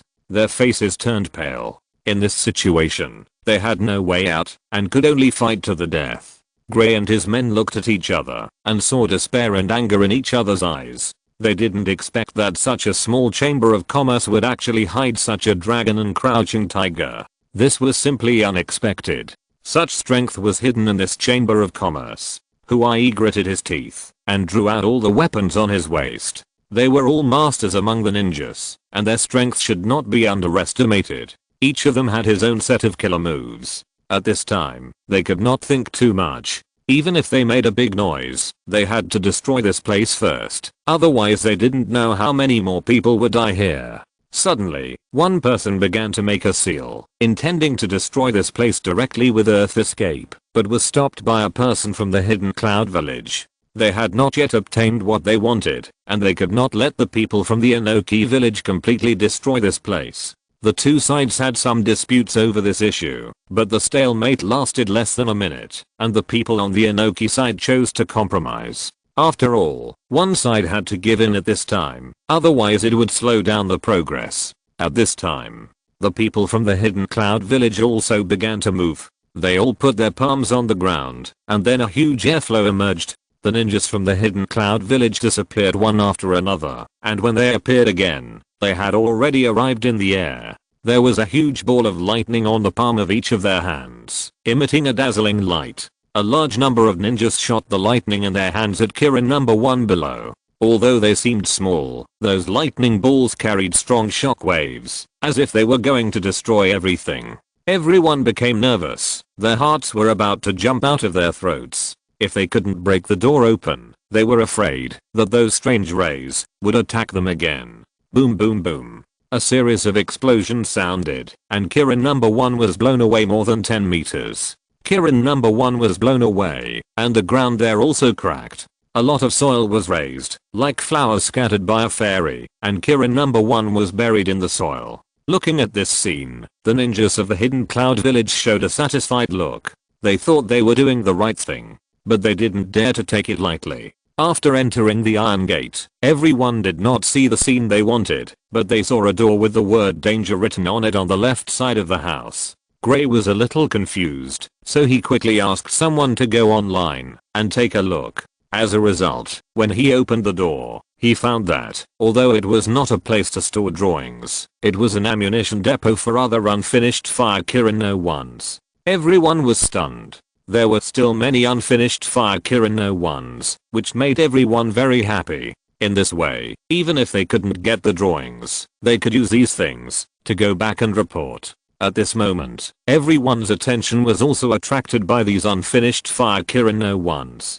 They found that there were some strange patterns on the shell of the unfinished Fire Kirin number 1, which looked very interesting. These patterns are patterns, which are a symbol of the Fire Kirin. If I guessed correctly, this should be some kind of technology, which is the logo of the Fire Kirin. These patterns look like a tattoo, but none of the Fire Kirin patterns are similar to tattoos, and they don't look intimidating. Only when you look at the Fire Kirin, the images will change, which looks weird. Gray walked forward with some doubts, and wanted to touch these Fire Kirin no 1s, but he was pulled back by the people next to him. Gray was a little surprised, turned around and looked at the man and asked, "What's wrong?" The man pointed to the outer skin of the Fire Kirin number 1, then pointed to the graphics, and told Gray, "Be careful, there might be traps." But this sentence made others a little disdainful, because such an important place was rarely visited by people. How could someone set up traps? Could they be so cruel to their own people?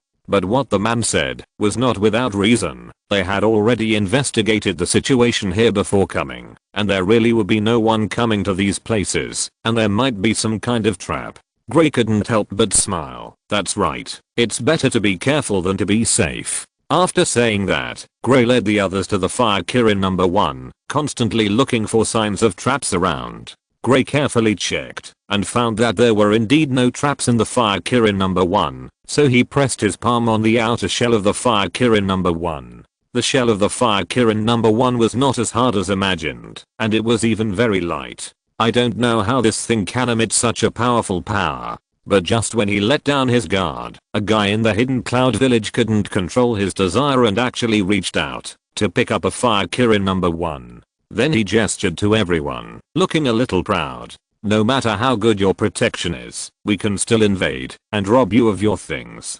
But he didn't last for long, because HUI found that the Fire Kirin number 1 actually lit up. What's going on? Then a flash of red light passed, and the whole gun actually exploded directly, and the guy holding the Fire Kirin number 1 was directly blown away. Seeing that the man was dead, everyone was stunned. They never knew that the Fire Kirin number 1 could kill people like this. After seeing this situation, their first reaction was not to save people or take guns, but to leave here quickly. Because they found that in addition to this, other guns also emitted this strange red light, which means that the room is about to explode. Gray shouted, "Run, run." But those people didn't listen to his orders. Suddenly, there was a loud noise around them. They paid the price for their greed. Those who survived were all seriously injured. All the people sent this time lost their fighting ability and could only run away like stray dogs. Chapter 119. Will the Land of Iron become a threat to the ninja world? Only 4 or 5 people escaped, and the leader's grey arm was blown off. He never thought that the owner of this place would be so crazy that he destroyed all his customized weapons and completely destroyed the invaders. Could it be that, if other people came here, there would be different results? Even if they thought of death, they would not think that it was a ghost. That was not the light they could see, and in fact, this cruel thing was not Takashi's idea. Although he made these memes, this situation was too cruel after all, and everyone was blown to death.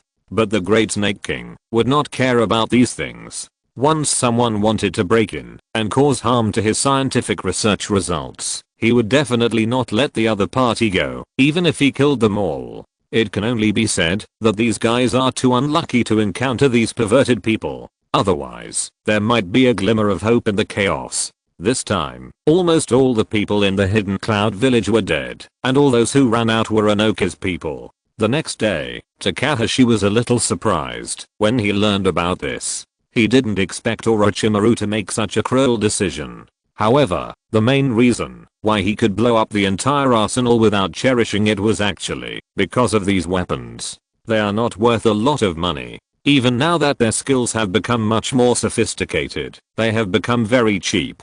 And now the weapons have also been well protected. They are not as easy to be destroyed as before. After learning about these things, the Raikage became even more furious. The people in his village were wiped out. How could he not be angry? But he still needs to calm down and suppress his momentum to the Iwagakure village. But Anoki said, they have all been wiped out. We can't go looking for trouble with the Chamber of Commerce, and now we have to face bigger problems. What problem? Asked the Raikage. That's the people from the Iron Country. We don't have enough armed forces now. We can't compete with them at all. And there must be more powerful weapons in the Chamber of Commerce. What we have seen is just the tip of the iceberg. We can only give up temporarily, but this does not mean that we must wait for death.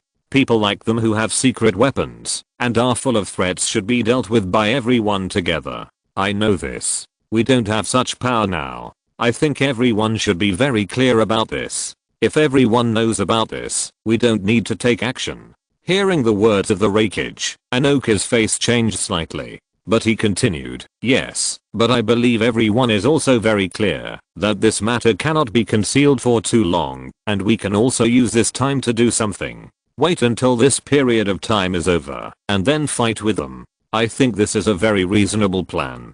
Do it as soon as you say it. Since the plan has been formulated, the next step is to spread this matter. If a lie needs to be spread, it may take a long time to verify these facts. After all, no one is a fool, but if you want to verify the authenticity of some truths, you just need to see it with your own eyes. It is very easy to tell the truth, especially when you can see it. As soon as you arrive in the Iron Country, they have reason to believe that all the major countries will be very interested in this matter. Even those small places that cannot afford to offend the Iron Country will be very interested.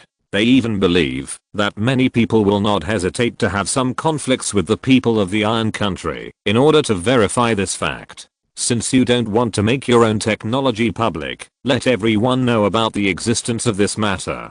For a time, they sent their ninjas to spread rumors about these things among the villages, and they kept exaggerating them, making everyone think that the Iron Country has developed a very terrifying and threatening weapon. In addition, because they refused to help other villages, because of this matter, it seemed that the Iron Country had other intentions. In contrast, many people are more willing to believe the fabricated rumors. I believe that the Iron Country must have other intentions. In a short period of time, within a few days, this matter spread very widely, and then the Iron Country ushered in the largest number of people coming and going in history. Even Takashi did not expect that the upright Raikage and Tsuchikage would do such a despicable thing. The main reason is that Takashi did not fully understand the power of the thing he made. In the eyes of others, the weapon he made has a more terrifying status. Takashi was playing in the Sanhu with the god at this time, discussing the advantages and disadvantages of the infrared weapon that day. At this time, an uninvited guest came. It was Mifune, and he looked bad. It seemed that so many people came, and there must be spies from other countries. This situation is simply the worst for them. For many years, they have been at peace with the world. Suddenly encountering this situation, the means of response are slightly weaker. Even if they know that they come for other purposes, it is not good to take them all down at once, because there is no sufficient evidence. If all the people are offended at once, then if they join hands, it will be very harmful to the Iron Country. Thinking of this, Mifune has a headache. How could such a bad thing happen? So I want to come here to discuss the solution of this matter with the college. If it can be properly resolved, it would be great. If not, they can only drive these people back temporarily and close the gate with an unfounded reason. And then find a way to solve it. But this will make them look more wicked. And this matter is likely to not get the support of the daimyo, because the Iron Country is constantly preserving its strength during the wars with other major countries. If it is forced, it is very likely to launch its own forces to promote it. Because they have a relatively strong population advantage after recuperation, coupled with weapons like Takashi, and there are secret weapons that continue to come out. They are fully qualified to compete with other villages. But this situation is not what Takashi wants to see now. It is very bad for them to expose their strength too early. But after all, I can't convince the daimyo of this country at present, and I don't have that kind of strong appeal. So he can only try to solve the problem before completing his goal. Chapter 120 Cooperation between the two countries leads to major changes in the situation. However, the messages about the Iron Country were so numerous that they could not be stopped. It was obvious that many people were pushing them deliberately. At first, a group of people were talking bad about the Iron Country, and the rumors became more and more outrageous. Some people even directly called the Iron Country a devil's country and called it hell. The people of the Iron Country were naturally more dissatisfied, especially those who were interested in the matter, and they thought about it more seriously, which directly caused a series of problems. For a time, the Iron Country became full of resentment, but this was not what Takashi and his friends wanted to see. After all, it would not be good for Takashi and his friends to make any more trouble at this time. So they thought of a solution. They immediately organized a parade. Takashi personally served as the host, and he also made many suggestions during the parade, but the effect was not very good. After the parade, the people of the Iron Country were still very angry, and Takashi had no choice but to announce the suspension of all activities. At this time, Anoki and Raikage were feeling that their choice was correct. After observing and considering for a period of time, they finally made their own decision. The two decided to announce to the world after the parade that they would officially sever ties with the Iron Country and would never return to the Iron Country. Anoki and Raikage had already arranged everything. Although this decision was very risky, it also allowed the two of them to gain a lot. Raikage's choice was correct. He realized that he should make the right choice. Before, he just wanted to remember this kind of thing to find Killer Bee, but as time went by, the lives of others were uncertain, and he gradually developed some hatred for others, especially after this incident. This time he decided to give up his mission completely. He knew that he had lost all hope, so he might as well give it a try. Anoki also made up his mind to get this mysterious weapon no matter what. If it didn't work, he would join others to destroy it.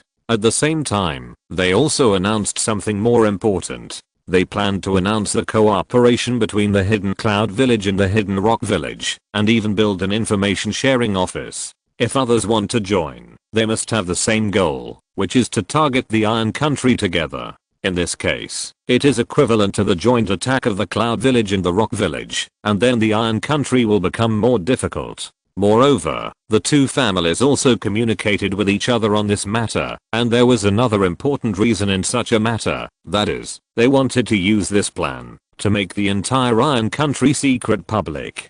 They wanted to let the people of the Iron Country know their existence, and also let the people of the Iron Country know that the Cloud Village and the Rock Village were not easy to fool. In this way, they would get more resources, and would no longer be restricted by others. The news of the alliance between the two countries spread quickly. As soon as this matter was announced, it immediately caused a shock to the entire ninja world. However, under this circumstance, the Shin was not worried about the Iron Country, but Konoha and other villages. Although the Iron Country felt a little nervous about this matter, they were not very worried. Because compared to the two villages, the Iron Country as a whole, and did not hire the so-called village, it is not so easy to deal with them, even if those ninjas are very prying about the things they invented. But this does not mean that they are so easy to bully. For this kind of thing, those people did not dare to attack the Iron Country in a big way. But for other villages, this is not a good thing. After hearing about this, the third generation Hokage of Konoha village thought about it in the house. What on earth is Inoki doing this time? Well, that guy is even older than the third generation Hokage. He is a very shrewd guy. This time he actually did such an impulsive thing with the Raikage village, which made him a little confused. Even if the iron pot weapon is good, it is still fizz. It is completely equivalent to throwing dirty water. To say that they can threaten the ninja world, this kind of thing is very despicable, and it is not like Inoki can do it at all. Even if he joined forces with Gaara and those people into Kigakure village, it was only in private. He did not dare to fool around here in a big way. If it is discovered by others, it will inevitably cause some unnecessary misunderstandings. Now the pattern of the entire human world is actually very good. It is said that all the major countries check and balance each other to prevent one country from dominating. If they are strong and have too much ambition, it will be a huge disaster for the entire ninja world. So they must be more cautious about this situation. Even because of this matter, Danzo came several times in person. Although he did not express his opinion clearly, there was more or less some complaints in his words. The main reason was that the third Hokage was too cowardly in handling things in foreign relations. Let others look down on Konoha village. The two people were opposed to each other. Everyone has their own opinions, but there is nothing they can do. The third Hokage never died. When he thought of this, Danzo hated Takashi again. If it weren't for that incident, the third Hokage would have died long ago. He had already achieved the position of Hokage, so why would he be like this now? At this time, the third Hokage suddenly remembered something. That is, didn't Takashi also hire a group of craftsmen in the village? And if I remember correctly, those craftsmen seemed to be from the Iron Country. If that's the case, would Takashi know some of their inside stories? Thinking of this, he planned to call Takashi over to ask. But he didn't expect that this guy was not in the village at this critical moment, which gave him a headache. When he wanted to find him, he couldn't find him, so he had to wait for a while. At the same time, during this time, he could see clearly what Inoki and Raikage wanted to do. If the two of them really wanted to stir up the ninja world again, then this group of people would definitely not be left alone. If they were simply targeting the iron pot and wanted to obtain some of their technology, then Konoha would not intend to get involved and would just turn a blind eye.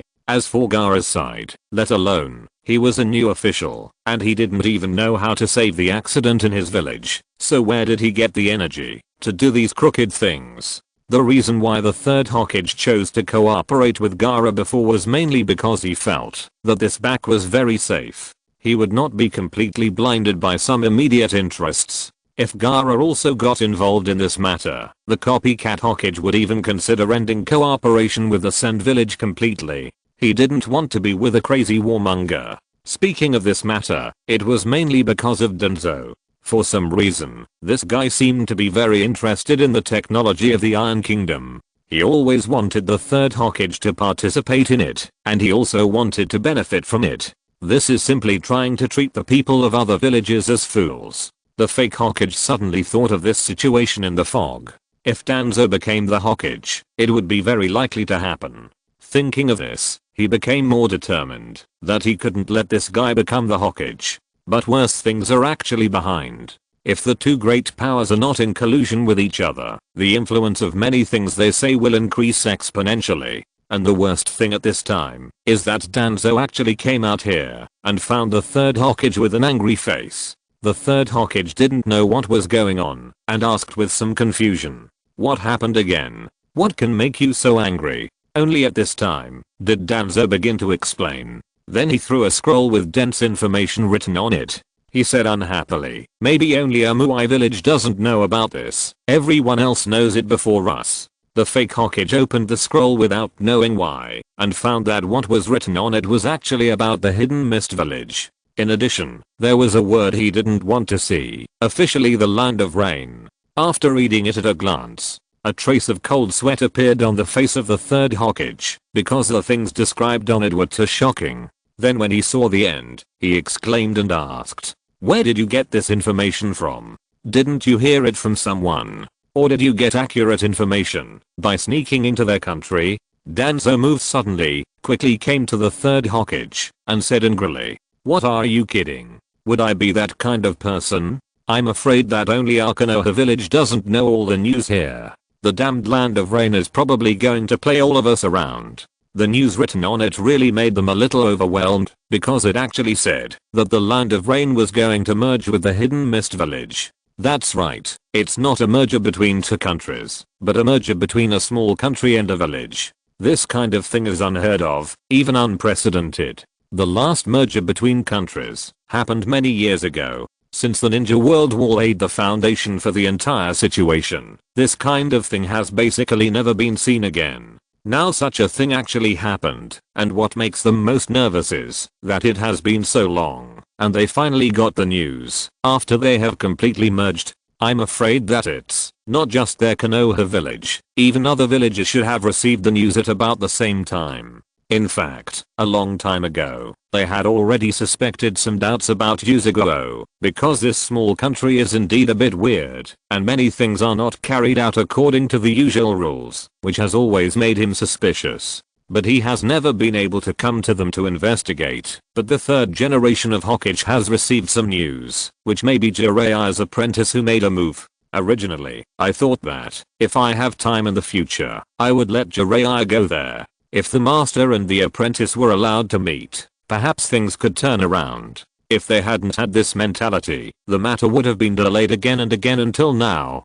Besides him, the only reliable person he could think of was Takashi, but that kid wasn't in the village yet, so it seemed that he could only wait for a while before investigating this suspicious rain country. The third Hokage just said lightly about Danzo's aggressiveness, "I will investigate this matter again, so you don't have to worry about it."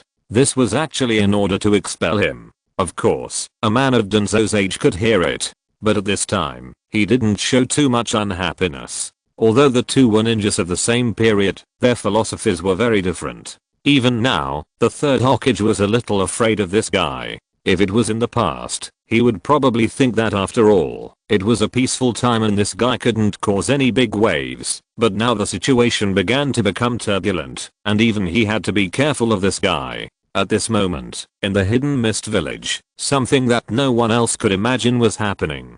Mizukage Zaomiming sat in the house. At this moment, she felt as if a big stone was pressing heavily on her chest. She had never felt such a depressed emotion, because the pressure she was facing now might be much greater than when the Kirigakure was in the most chaotic period. Because even if it was chaotic back then, it was just a civil war in the whole village, and now they are provoking everywhere, which is tantamount to offending other major ninja villages, and being enemies with half of the ninja world. This kind of thing doubled her pressure. Although he was the supreme ruler of a village, even so, she was just a woman and a village, and she could not cover the sky with one hand, not to mention that she did not have such strength. She looked at King beside her helplessly. This fuss happened not long ago. She originally thought it would not be a big deal, but she did not expect it to happen now. Even if you don't think about it, you know that the image of Kirigakure in the eyes of other major countries is very unbearable.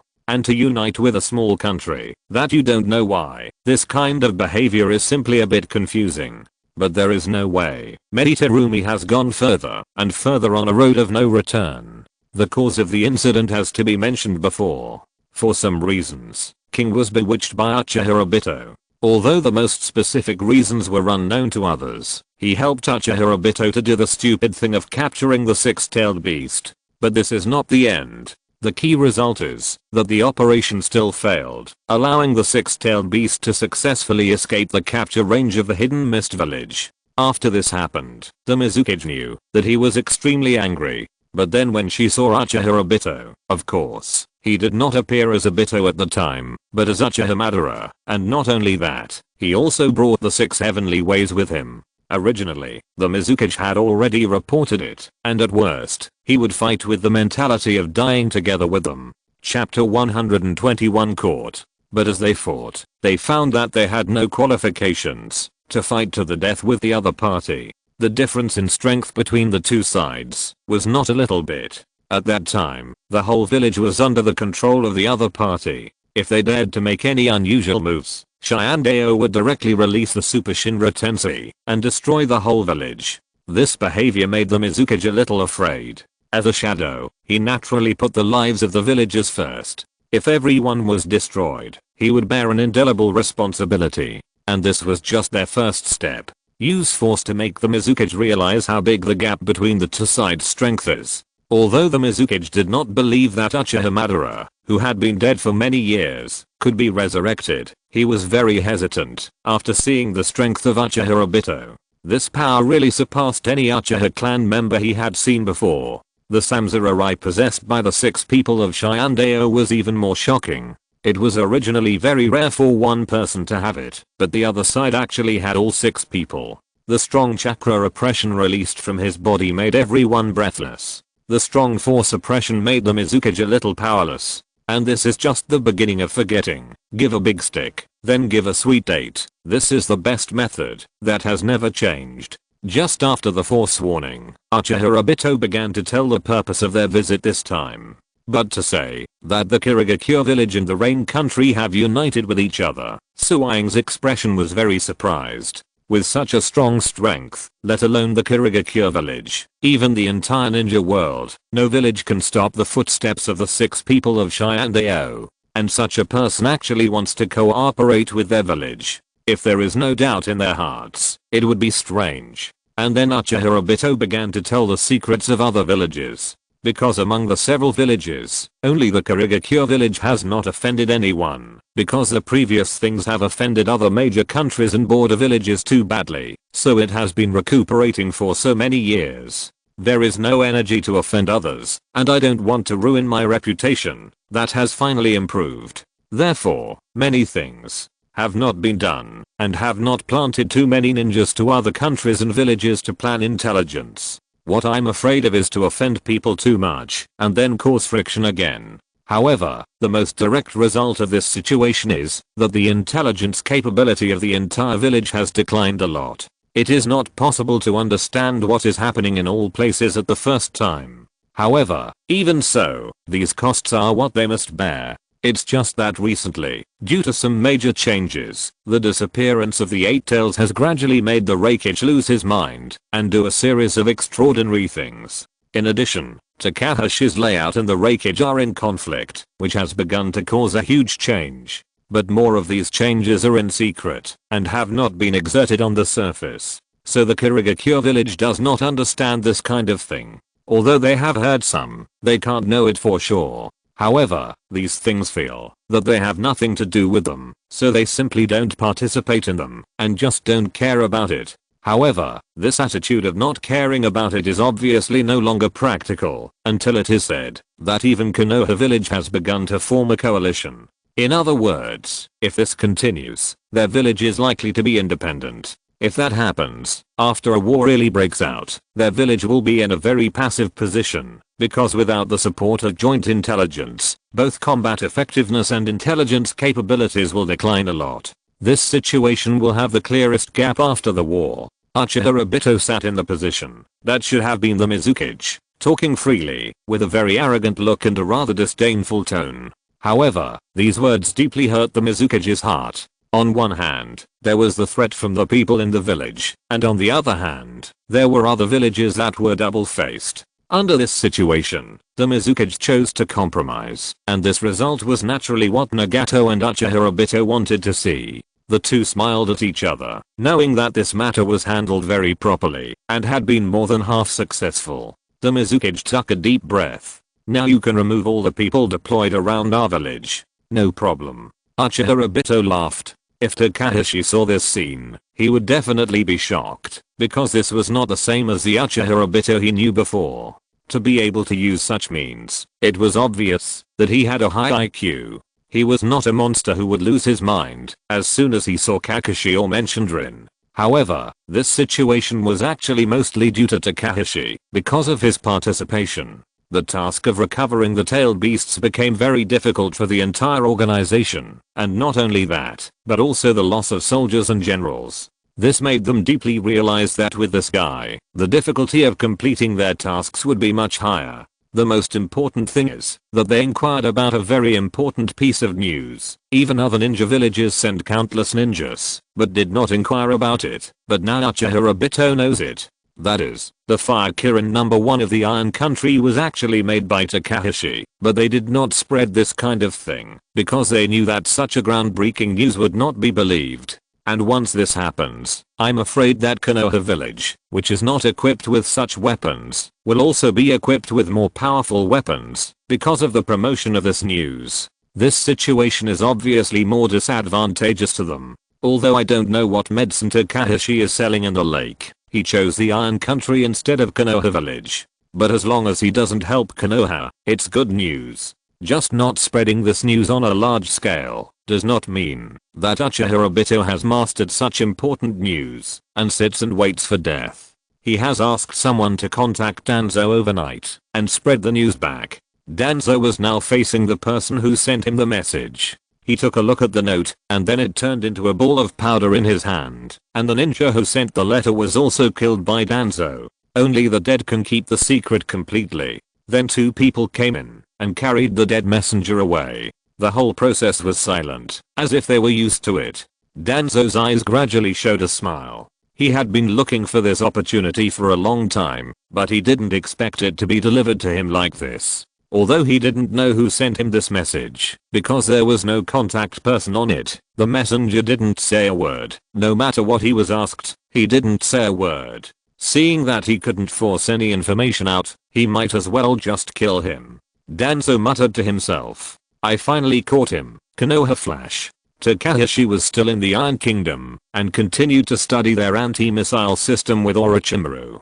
Due to the last self-explosion, this place turned into a ruin, but this did not prevent them from continuing to use it. They stored most of the data in the computer inside the Iron Man armor. Without Jarvis's control, although the system became very difficult to control, after a period of adjustment, it could still be used. There was no way. They only had the Iron Man armor, but no Jarvis system inside, so they could only use some basic functions. But even so, it was far beyond the level of technological strength of this world. Just as the two of them were studying together, Orochimaru suddenly said, have you heard that the actions of the Hidden Mist village have been very strange recently? It seems that they are maliciously provoking conflicts, and there is no reason. Takashi nodded to this matter, and then told Orochimaru about the Six Tails Jinchuriki, because he should be more familiar with the things about the Hidden Mist village than himself. After all, this guy had fought with Hands of the Salamander, and successfully survived, and because of this incident, he was given the title of Sannin. When talking about these things, Orochimaru's tone also seemed a little nostalgic, thinking that the three of them were also very good friends in the past, but because of the disagreement of ideas, they finally parted ways and even fought each other. Fortunately, now they have a deeper goal, and the hope they face is getting closer and closer. As for the view on the Hidden Mist village, Orochimaru's view made Takashi fall into some contemplation. Orochimaru said slowly, this is a village that has experienced many bloody battles. Even now, this village is not united. There are many warmongers in it, and they even want to conquer the entire ninja world and provoke a war again. Although Takashi had thought that the reputation of this village were not very good before, he did not expect that there was such a reason. He did not expect that this seemingly peaceful village would have so many violent people. Takashi nodded when he heard it. But if they do this, they will be surrounded and suppressed by other major villages after arousing public anger. What if they are completely eliminated? Orochimaru smiled calmly. No, the Land of Water will not sit and watch them do this, and the major ninja villages will not do this. Since they cannot impose a complete sanction on a certain village, they will pursue the ultimate balance. If you are too strong, they will weaken you. If you are too weak, they will support you to form a check and balance with other villages. In short, they must be in a relatively balanced point. Takashi nodded. This was basically consistent with what he thought, so he chose the Iron Country, which was peaceful and aloof from the world, because this place could be independent of other major powers. When the two were discussing these things, Mifune suddenly came in a hurry. You two, please stop for a moment. I have something here that may require your help. Takashi was a little confused. What kind of thing did they need to take the lead? This country has a daimyo, Mifune, and so many ministers. What do they do for a living? But he didn't say that, but asked you to make things clear first. Mifune then told the story. This is the news we just received. It is said that the Kirigakure, Iwagakure, and Kumogakure are coming to the Iron Country together to discuss the previous border friction. However, these are just some excuses. The main purpose is to come for the Fire Kirin number 1 that you made. Some previous situations have already made them think about this weapon, but because of our strict defense, they did not succeed. This time they came again, and they brought the highest income people from the 3 villages together. I'm afraid they want to put pressure on the Iron Country. They plan to use some benefits first, and then use force to coerce. If all 3 villages come together to harass the Iron Country border, even if we have these Fire Kirin number 1, I'm afraid we will have to pay some price, and at this time I'm afraid you will need to come forward in person. Takashi understood, and looked at Mifune with a strange look. This so-called daimyo is really a thief. Isn't this just to let him come forward to share the pressure, to put the pressure of others on his shoulders, not on the Iron Country? And he doesn't want to give up Takashi's place, where the artifact is made. What kind of mind does he have? It was all very nice, and Mifune obviously knew that this was a bit unreasonable. His old face turned red. Then he quickly said, "Don't worry, we won't let you come out for nothing. We will give you sufficient compensation." Takashi was not particularly interested in money now. He had already taken on the order of military weapons for a big country, and money was not very scarce for him now. Moreover, the grids in his storage space could not be opened as quickly as before, and the attribute improvement was relatively slow. The most important thing was that facing someone of Kaguya's level, it was not very useful to improve this attribute. However, he still thought about it carefully, thought about the pros and cons, and still planned to agree to Mifune. After all, if he didn't help with this little help, how could he show that they were united with the Iron Country? However, Takashi could not come out in his current appearance, but had to dress up and put on makeup. He didn't know anything else, so he took off the Iron Man helmet and put it on his head, full of this sense of technology, so that others would definitely not be able to see it. And there was no need to play at that time, just appear in his own appearance. Anyway, others were somewhat familiar with it. However, they still need some preparation time to think about how to deal with those 3 guys. So there are only 3 people, but they are all veterans of the battlefield and officialdom, and have walked through the dead several times. Just after Mifune left, Orochimaru's face was not very good. He didn't like the feeling of being used by others, so he resolutely left Konoha at the beginning. But now that Takashi has agreed, he can only agree silently. At this moment, he suddenly saw a little frog on his shoulder, with 2 big eyes looking at him. Orochimaru didn't notice the difference of Takashi, and his head was still repeating the words that just flashed through his mind. Takashi just found an excuse to go out, saying that because he had been studying here for a long time, he went out to get some fresh air and clear his mind. But he quickly found a remote open space for construction, sat in the corner, and opened the system to see what the little frog brought back to him this time. Chapter 122 Just give you weapons. After clicking it, he found that the place where the little frog went this time seemed to be a fantasy world. The photo showed a short man holding a sword with only a hilt. When he clicked on the system, a skill was displayed, full counterattack. He realized that the little frog had come to the world of the 7 deadly sins this time, and brought back the leader's skill, full counterattack.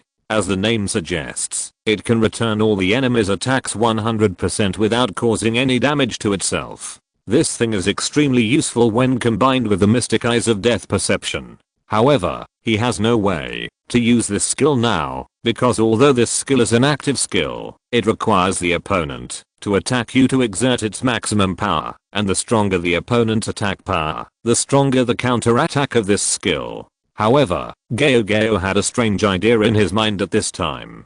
If the opponent uses skills such as Super Shinra Tensei or Chibaku Tensei, what should be the result of using full counter-attack? Or if the opponent uses a move like Wangxiang Xian that has almost no attack power, could it be that the opponent is also bounced back? When he thought of this, he couldn't help but laugh. If it was Xiandao who used the Wangxiang Xian to exert force like himself, but ended up being pushed out, how funny it would be. Then this skill was deeply imprinted in his mind, and the use of it kept coming up. He practiced it over and over again to familiarize himself with this ability, to prevent more problems in actual combat. The biggest advantage of obtaining this skill in the system is that you can constantly use the dummy to simulate the release of this skill within the system, so as to see the flaws. Then take precautions. This will minimize the probability of errors in combat. When he was sitting here, he was suddenly interrupted by a voice. "Why are you here?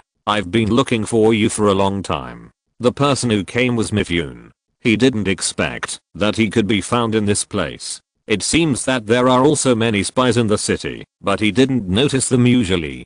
Takashi didn't think much about it and put on the Iron Man helmet in his hand. With his ninja costume, he looked a bit out of place. Most people should have heard of his name, so he had to pretend that nothing had happened and not let others discover his true identity. Takashi and Orochimaru came to Mifune's office, where Mifune usually handles things. For their kind of military force, the daimyo is not very involved, so generally all such things are handled by Mifune. The guards around him were all in another place. Although they wanted to force their way in, they were stopped. The reason is very simple, because Takashi and Orochimaru do not see outsiders, so there is no way they can only be separated. Otherwise this meeting cannot be carried out. When Takashi came out with his unique helmet, the three of them were all stunned. They all wanted to see who the strong man who made this weapon was, but they never thought that the other party would meet people in this way. The Raikage was a little furious.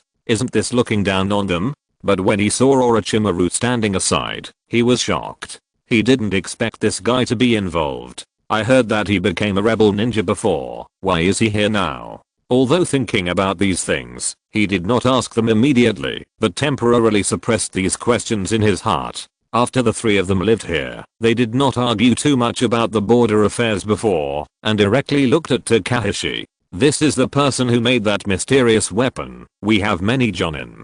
Takashi did not speak, but just sat there quietly. He wanted to wait until everyone finished speaking before speaking, wanting to see what these guys were up to. After the Raikage finished speaking, he saw that the Mizukage and Inoki did not speak either, and the scene became a little awkward for a while. The Raikage also secretly cursed the two guys around him for being old foxes, who only let him speak, while they did not speak. Inoki finally spoke slowly at this time.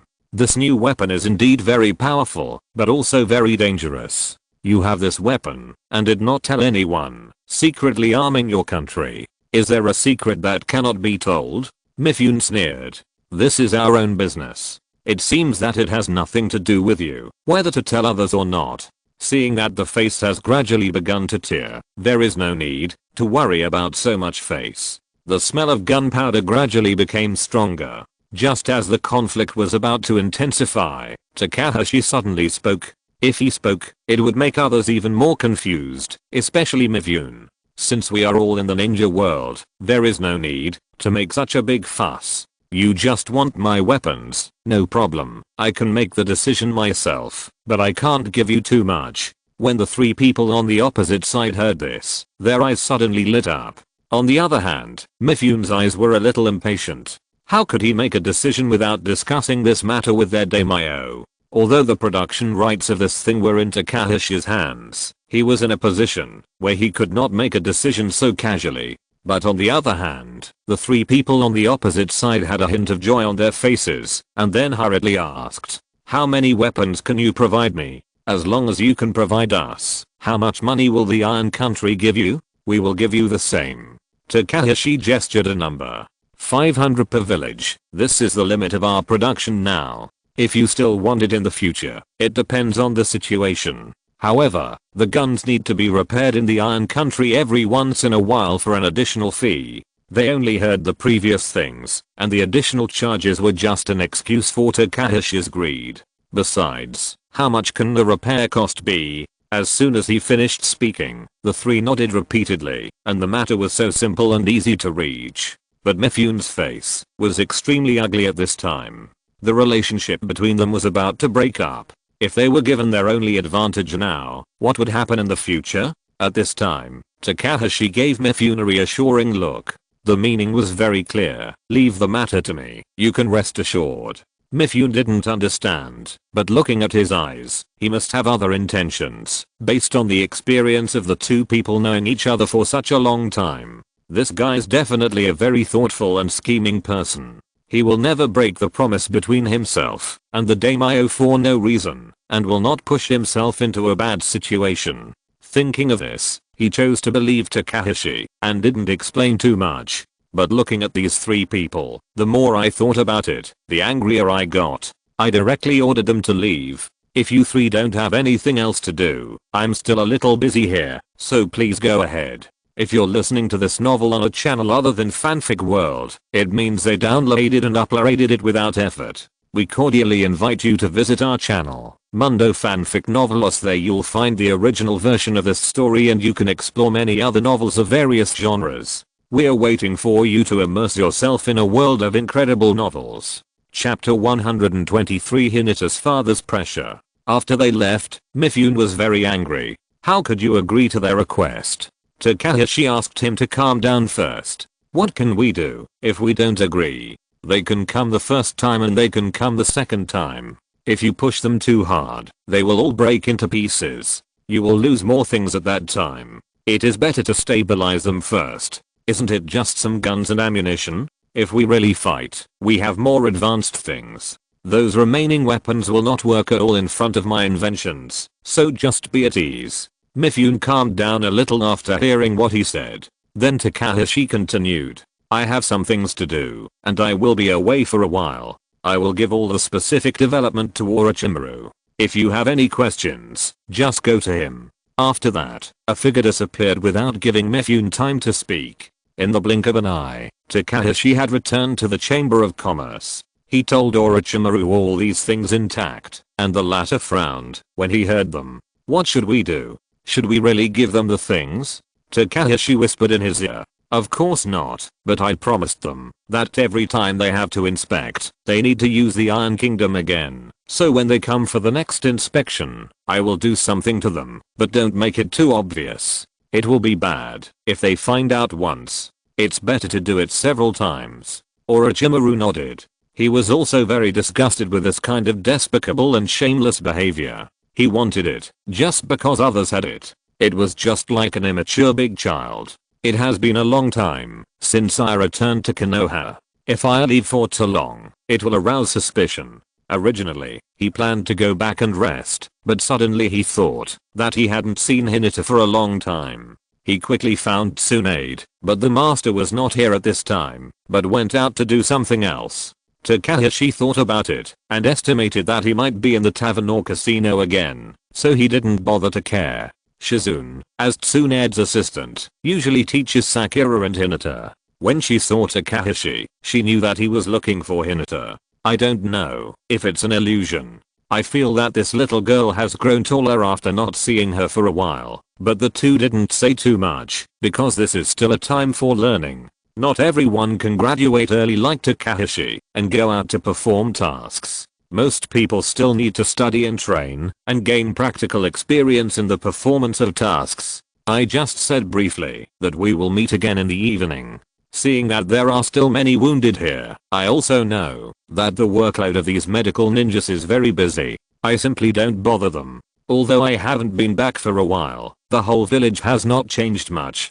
Compared with the increasingly prosperous Iron Country, it is relatively weak. No matter how powerful the ninja is, they can't build a village stronger. They can only destroy it. Even many rulers at present cannot see this clearly. Takashi sighed. The whole ninja world needs a lot of development. It was not until the evening that he had the opportunity to find Hinata. After the two had dinner, they walked on the street. There were many people and eyes during the day, and the little girl was thin-skinned and embarrassed. Only when there were no people on the street at night did she agree to let him go out with two people. The two didn't say much, but they were not embarrassed at all. The two knew each other for a very long time, and they knew what each other was thinking, even if they didn't talk. Takashi suddenly thought of Tsunade, an unreliable guy, and wondered if she had led this innocent little girl astray, so he quickly said, "Don't believe whatever Tsunade says. She is just a dirty girl, and don't believe what she says about me and other people. It's pure slander." Hinata tilted her head and asked in confusion, "Other people's affairs?" Takashi thought it was not good, and thought that Tsunade, a big mouth, had already said the matter, but since nothing was said, it would be the best, so he quickly found a topic to round it off. Hinata didn't think much about it.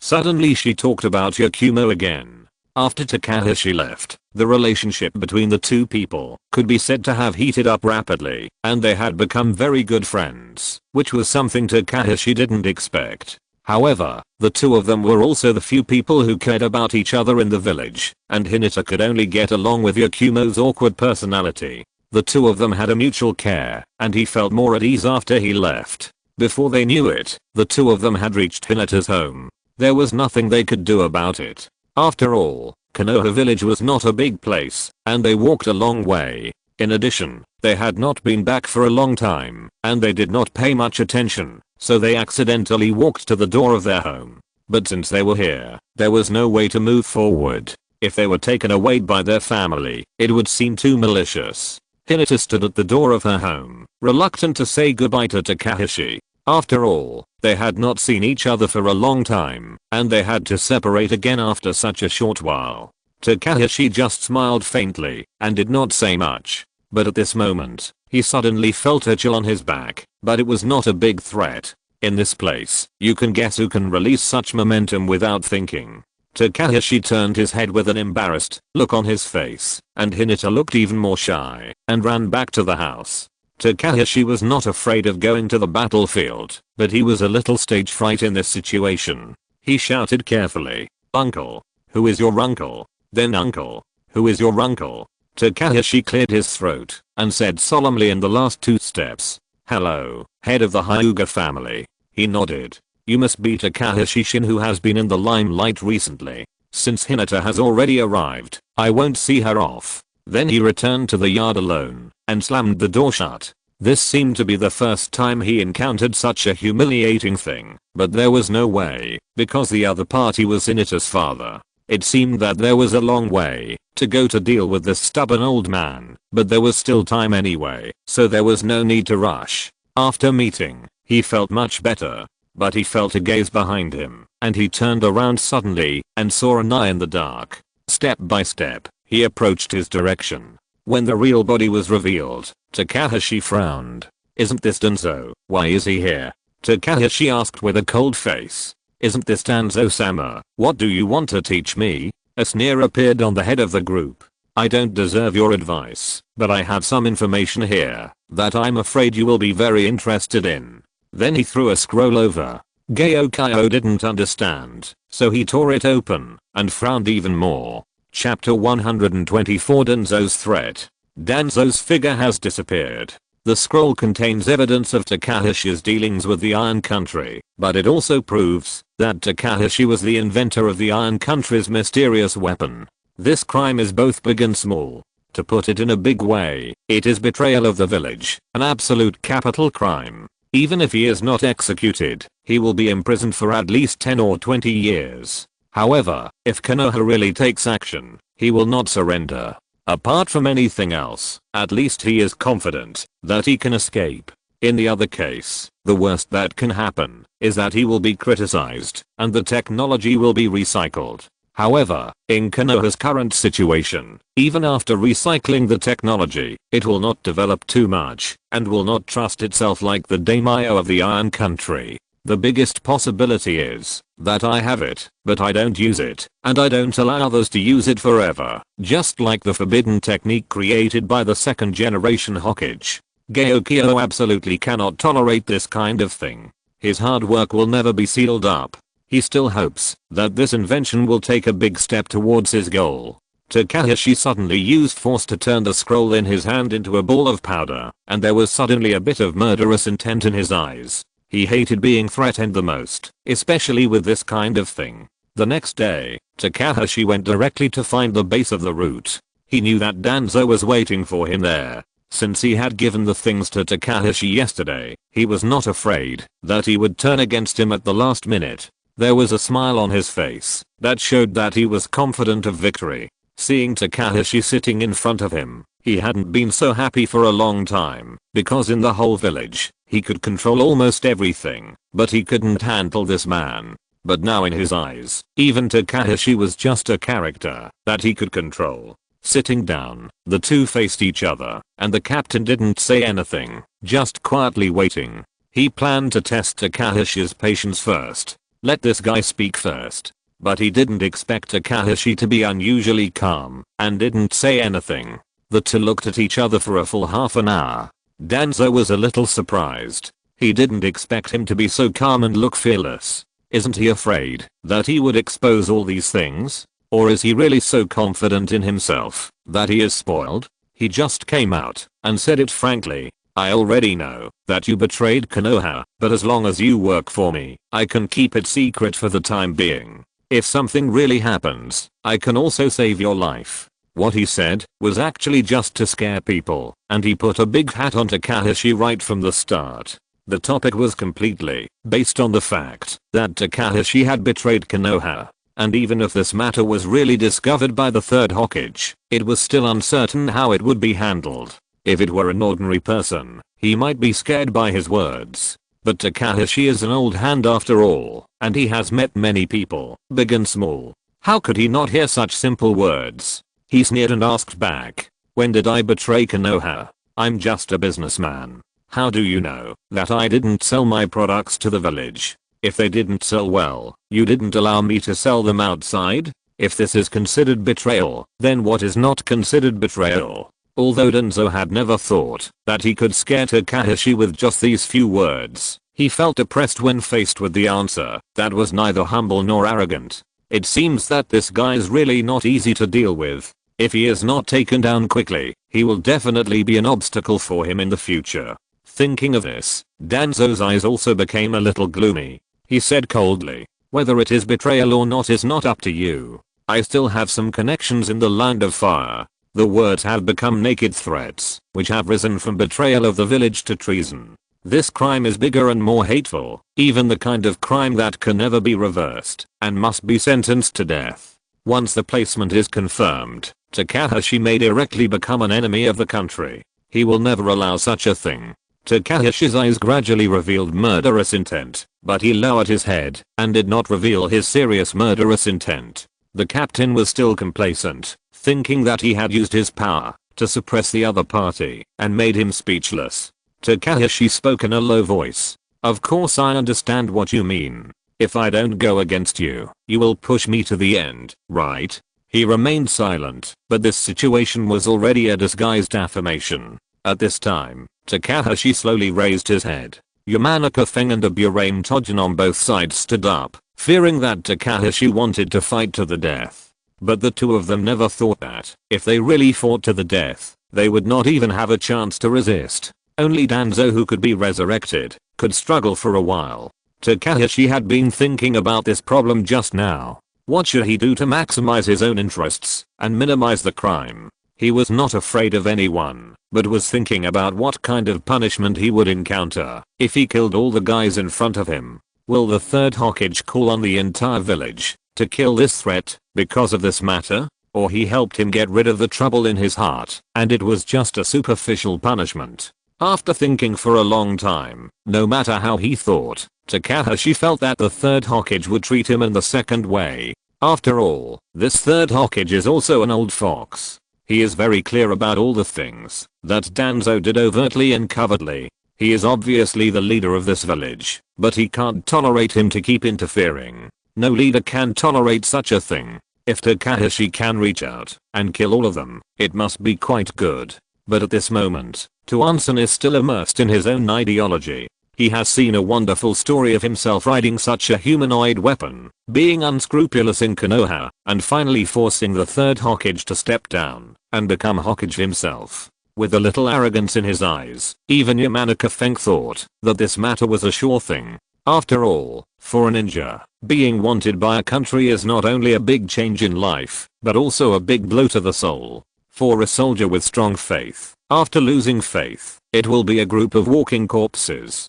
Takashi slowly stood up, and suddenly at this moment, a Burain Tojin shouted, "Get out of the way." The insects on his body have sensed the strong killing intent and began to vibrate continuously and can notify others at the first time.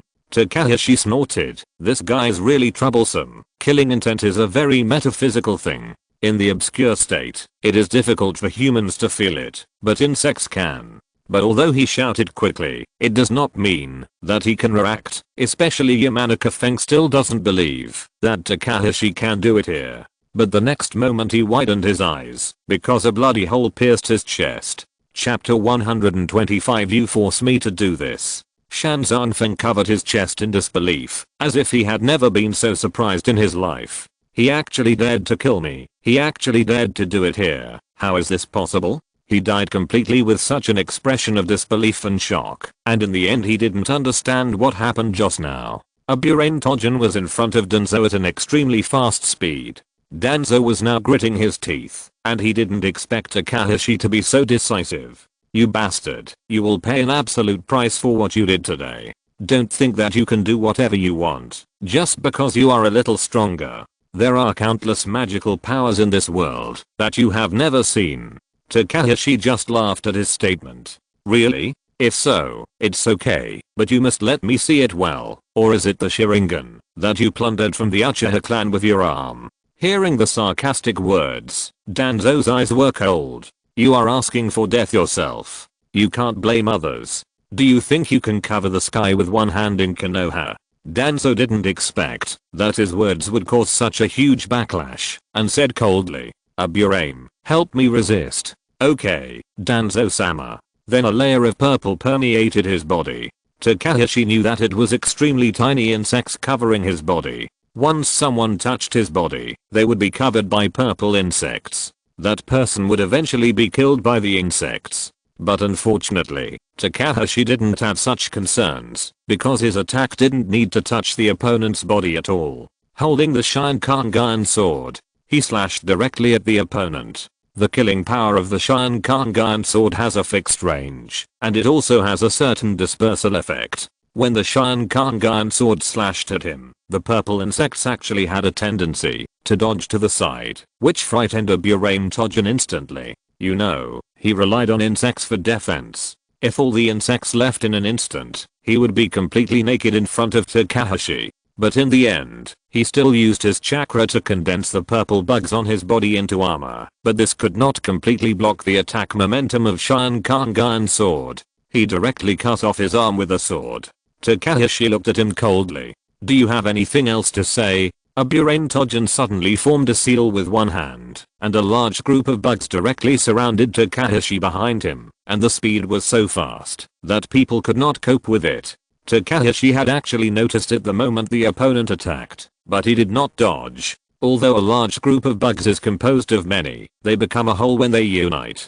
Takashi turned around and used the mystic eye of death perception to see where the death line of the bug group is. It was directly chopped apart without a trace. Takashi turned his head coldly. "If this is the only means, you can go down and wait for Danzo first." At this time, Danzo had already lifted more than half of the seal on his arm, but seeing that his subordinates were about to die, he still felt a little bit reluctant. Hiding silently in the dark, he spit out a wind blade from his mouth and attacked Takashi's head. Full counterattack. When the wind blade attacked, Takashi changed its direction instantly and bounced it back. The direction of the rebound was so good that it was right on the route of Aburame's routing. The whole person was beheaded by the wind blade, with the head wearing sunglasses. I don't know if he can close his eyes safely. Takashi held the sky and cloud swords and walked towards Danzo step by step.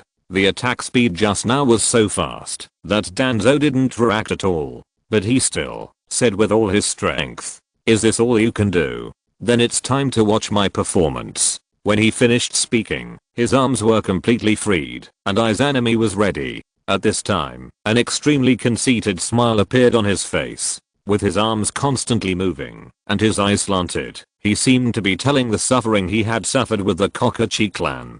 Takashi watched coldly from the side, looking at this cruel scene, and felt a little emotional. "Since you took the initiative to expose yourself, you can't blame me. I will use your head as a token to recruit strong people. If he kills the leader, he will definitely have a certain say when he sees Sasuke and Uchiha Itachi next time. He won't worry about too many things happening then.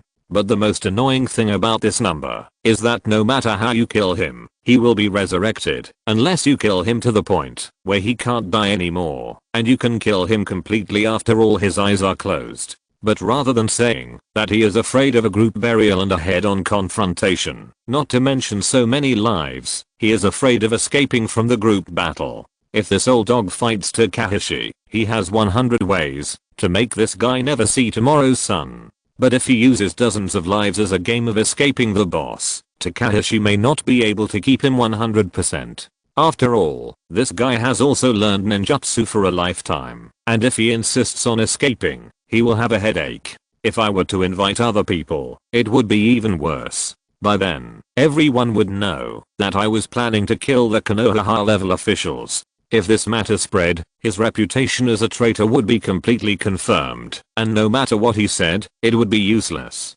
Takashi's eyes gradually became cold. He had to kill this guy completely before anyone noticed, otherwise, he would never be able to turn over. Then he used the mystic eyes of death perception.